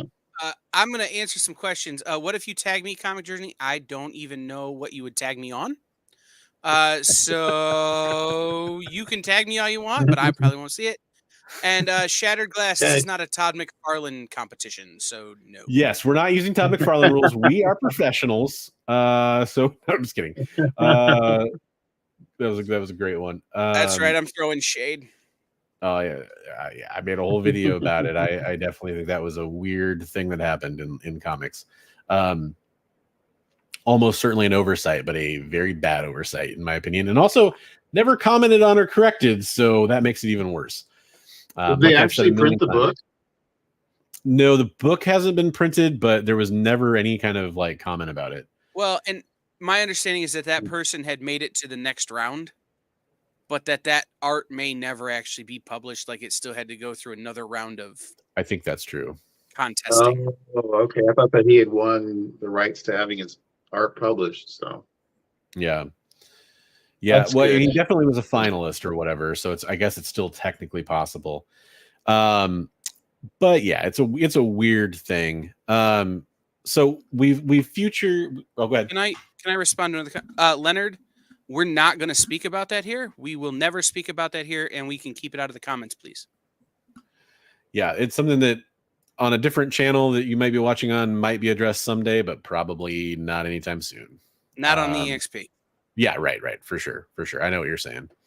And I'm somebody who wants a lot more concrete information on that before I talk about it.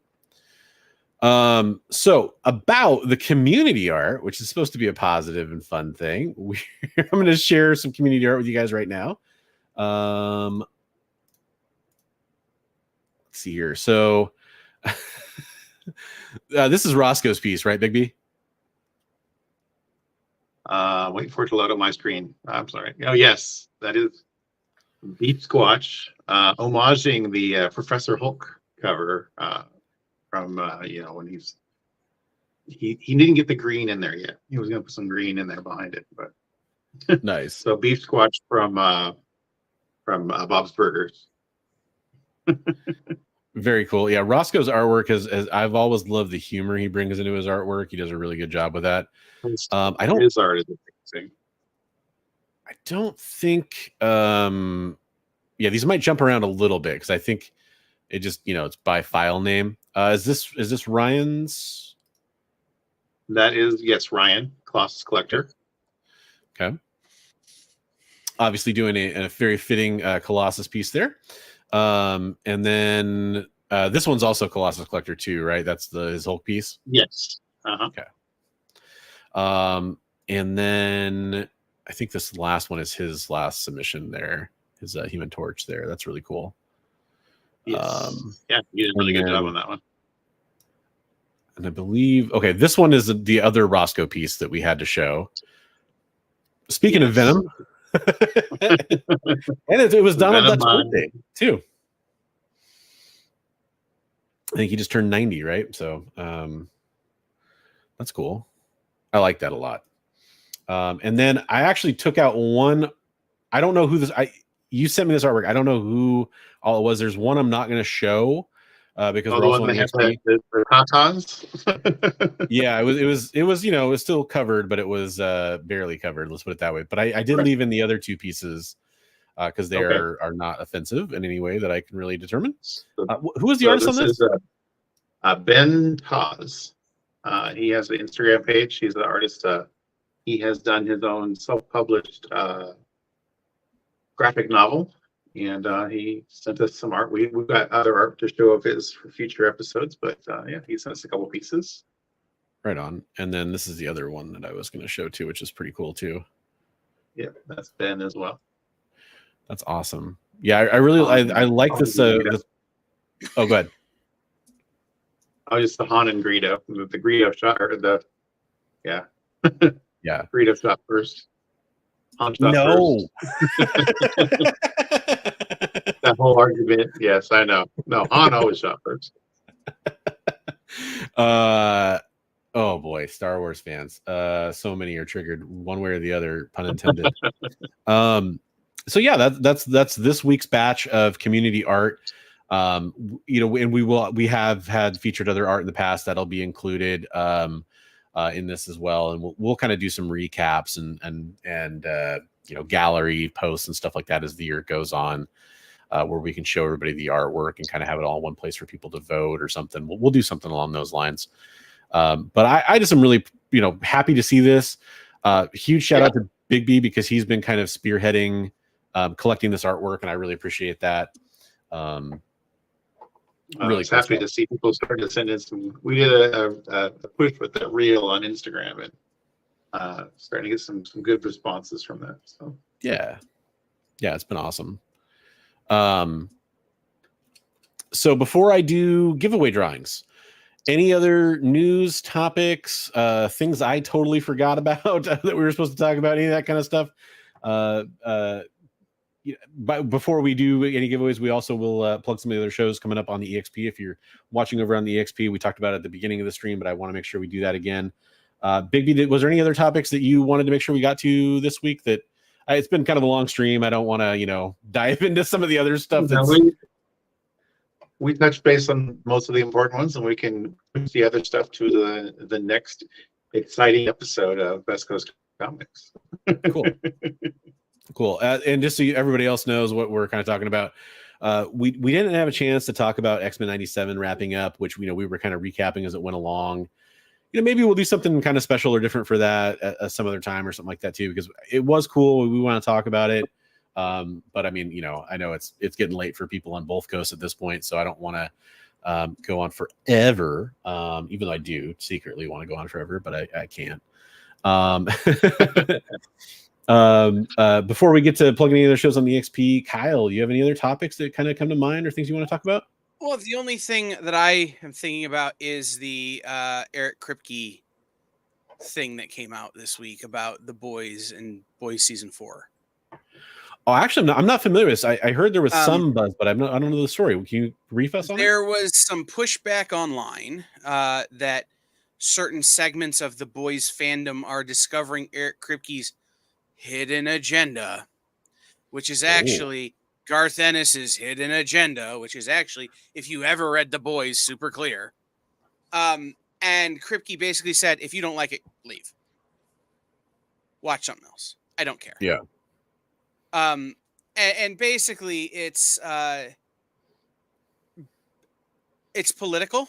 He is making a political statement with the way he's making the show. And Garth Ennis was making a political statement when he wrote the book.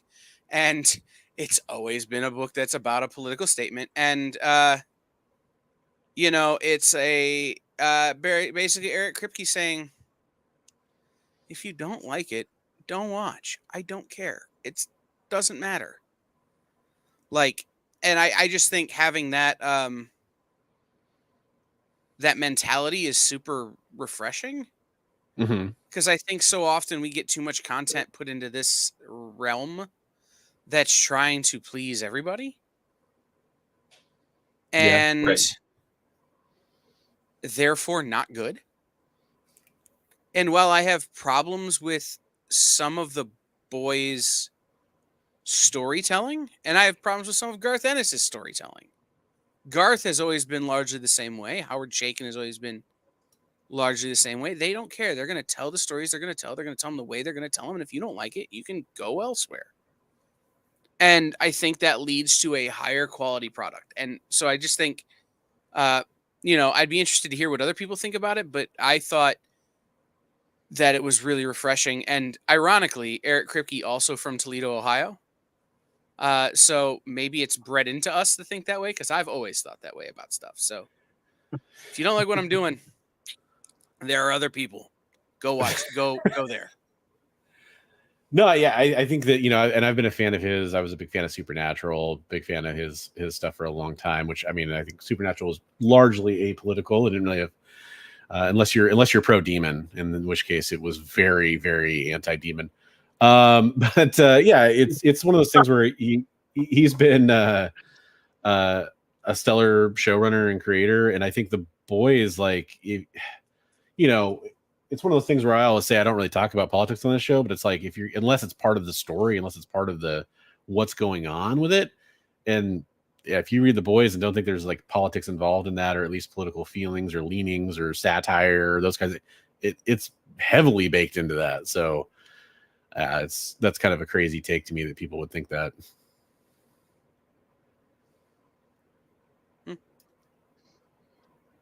That's kind of my quick thought. I mean, I completely agree. It's not for everybody, and I'd say The Boys is not for everybody in many different ways. But if you don't like it, I mean, there's plenty of other stuff to watch for sure. And at the same time, I do like that there are that's the point of art, is to challenge our horizons and our expected notions, and there's room for that for sure. People just probably don't like it because it conflicts with their self view of themselves in reality. So that was the only other thing I just wanted to, I thought that was interesting. Yeah. It's a refreshing take. For sure. And especially there is kind of a world of, we have a lot of,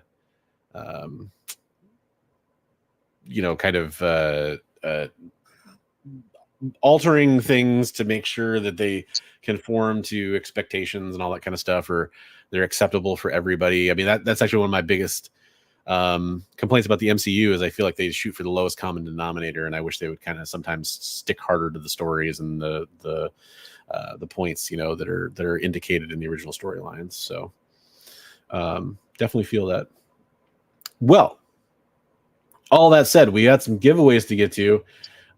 If you're interested in doing the super chat giveaway, it's been a minute since I've talked about it. However, it is still up here. The wheel is still going.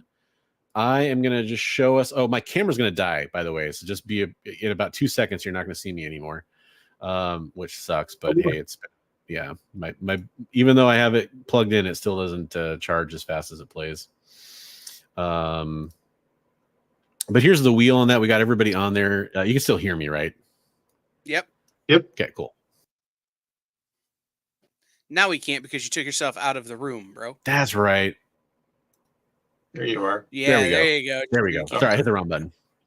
But yeah, this is everybody on the wheel. I got all your super chats in here. So this is your last chance to get a super chat in if you want to win that prize pack.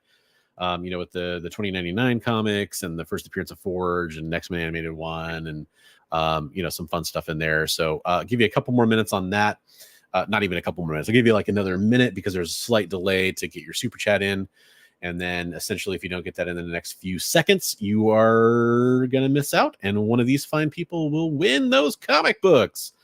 And then we're going to do that drawing for the freebies. Yeah, I'm always the voice of this guy. There's a lot of people that would prefer if my show was voice only anyway. So I'm just making those people real happy right now. What's the phrase? I've got a face made for radio. Right. Yeah. Well, hey, while we're waiting for my camera to recharge for an extra couple minutes so I can show off the prize pack to whoever wins the freebies, and we wait for somebody to get their super chat in if they want to. Do you want to tell us about what shows we have coming up on the EXP this week, Kyle? We have shows. Lots of them. Tomorrow I was distracted trying to get into super chat on my own other account. Okay. Anyway, no, but it's okay. My credit card got declined. So there we go. Perfect. Yep, I probably should have paid that. Tomorrow at 7, Jay, Jen, and I will be reading Comics Review Minute to Skim It. We take an hour and we tell you about cool comics that are out this week. I don't know what I'm reading yet. Jay already has his books in, so I'm sure he picked all the good stuff. Then after that, Mint Hunter Comics has a live sale. That will happen starting at 8 o'clock Eastern, and then at 10 o'clock Eastern, Kicking It with Henri will be on the EXP, 10 o'clock Eastern. Then we have shows all week. Next Monday at 5 o'clock Eastern, Brian Rodman, who is an independent creator, Rodman Comics, who does a book called Memoirs of an Angel, will be joining Henri Compen to talk about his Kickstarter. And Bronze and I will be doing a show at 10:30 Eastern, just on the experience, probably, unless something crazy happens, talking about some topic that we have yet to decide on. So it's actually just going to be you, Kyle, because I got a wrestling thing I got to go to. I'm just kidding. All right, that's fine. I can do a whole hour. I can do a whole hour. But we'll be back with that. And in between those two things is Comic Collectibles with Dynamic Forces. So nice. Check all that stuff out. Head over to theexplive.com for more information and to check out all of our merch and web store and all of that kind of mishigas. Yeah, absolutely awesome. I am biased because I'm on the EXP and I think you should definitely go watch it. But at the same time, there's a lot of other great content on the EXP too that I generally watch. Like I was watching, the stream earlier, saw Rock and Robbie on there. That was really cool and got to, see some great sketch covers.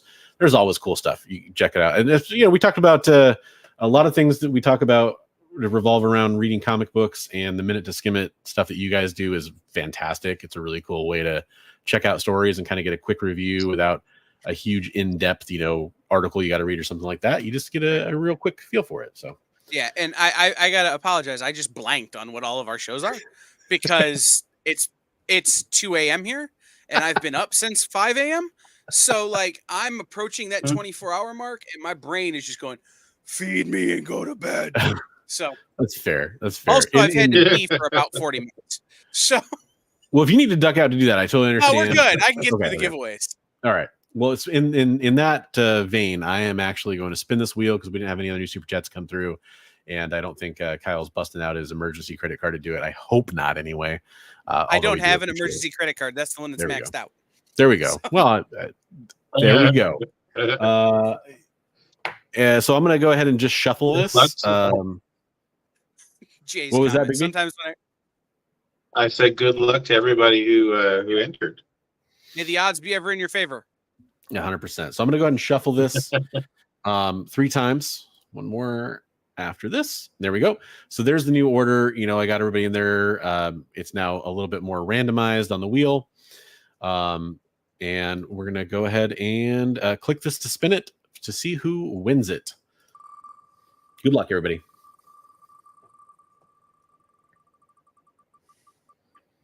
Oh. Is that going to be Milton?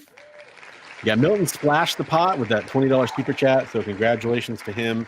Luckily, Milton, I already have your shipping information, unless something has changed, in which case, update me. I'll probably email you because I have your email address and get you that prize package mailed out to you. Congratulations, Milton Stapler. You won some awesome comic books. Thanks for the support. You know, we really appreciate that. Something we're going to be regularly doing on the show going forward to kind of, you know, help earn some money for the show. Yeah, this should be really fun. I know that we're going to have some cool stuff planned coming up.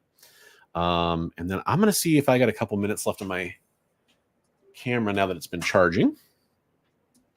See if I can't show you my face for a minute while we do the other giveaway. I got to deactivate, reactivate. Am I good to go? Oops, there we go. Okay. So, hello, everybody. I'm no longer a voice. And I may have messed up this comment picker. If I did, I'm sorry. It is a free giveaway, but I do have 13 entries on this. I feel like there should have been more than that, so I probably screwed it up somehow. But here is probably had a lot more than that. I think I started it too late and didn't realize how it worked, and I will apologize forever about it, but I don't know of a way to fix that. No, that's probably close. The thing about the StreamYard giveaway tool is it does scrub the comments, but if people enter more than once, it only counts them once. Right. So it is IP based now. So okay. if multiple people are entering from the same IP address. Well, okay, we just got best. We just got to jump in again. Go ahead and hit it while we're talking. Yeah, absolutely. If you guys haven't, just like a couple of you, or at least one of you has, if you're still watching and you're worried you didn't get in, it doesn't hurt you to go ahead and type it in again. That's fine if you're worried about it not having captured your thing. Yeah, and I probably messed it all up. I didn't realize until it was far too late to do anything about it. But anyways, I can only apologize so much. But it is free comic books, and like I said, 2 of those 3 prize packages are going to move forward to the next show. Plus, we'll add in a new prize package. So there'll be future chances to win this stuff. Okay, with that said, I think we've given this plenty of time. So I'm going to go ahead and draw the winner here. And then we'll see if they're in the chat. We'll let them pick out their prize. If not, we'll pick it out for them.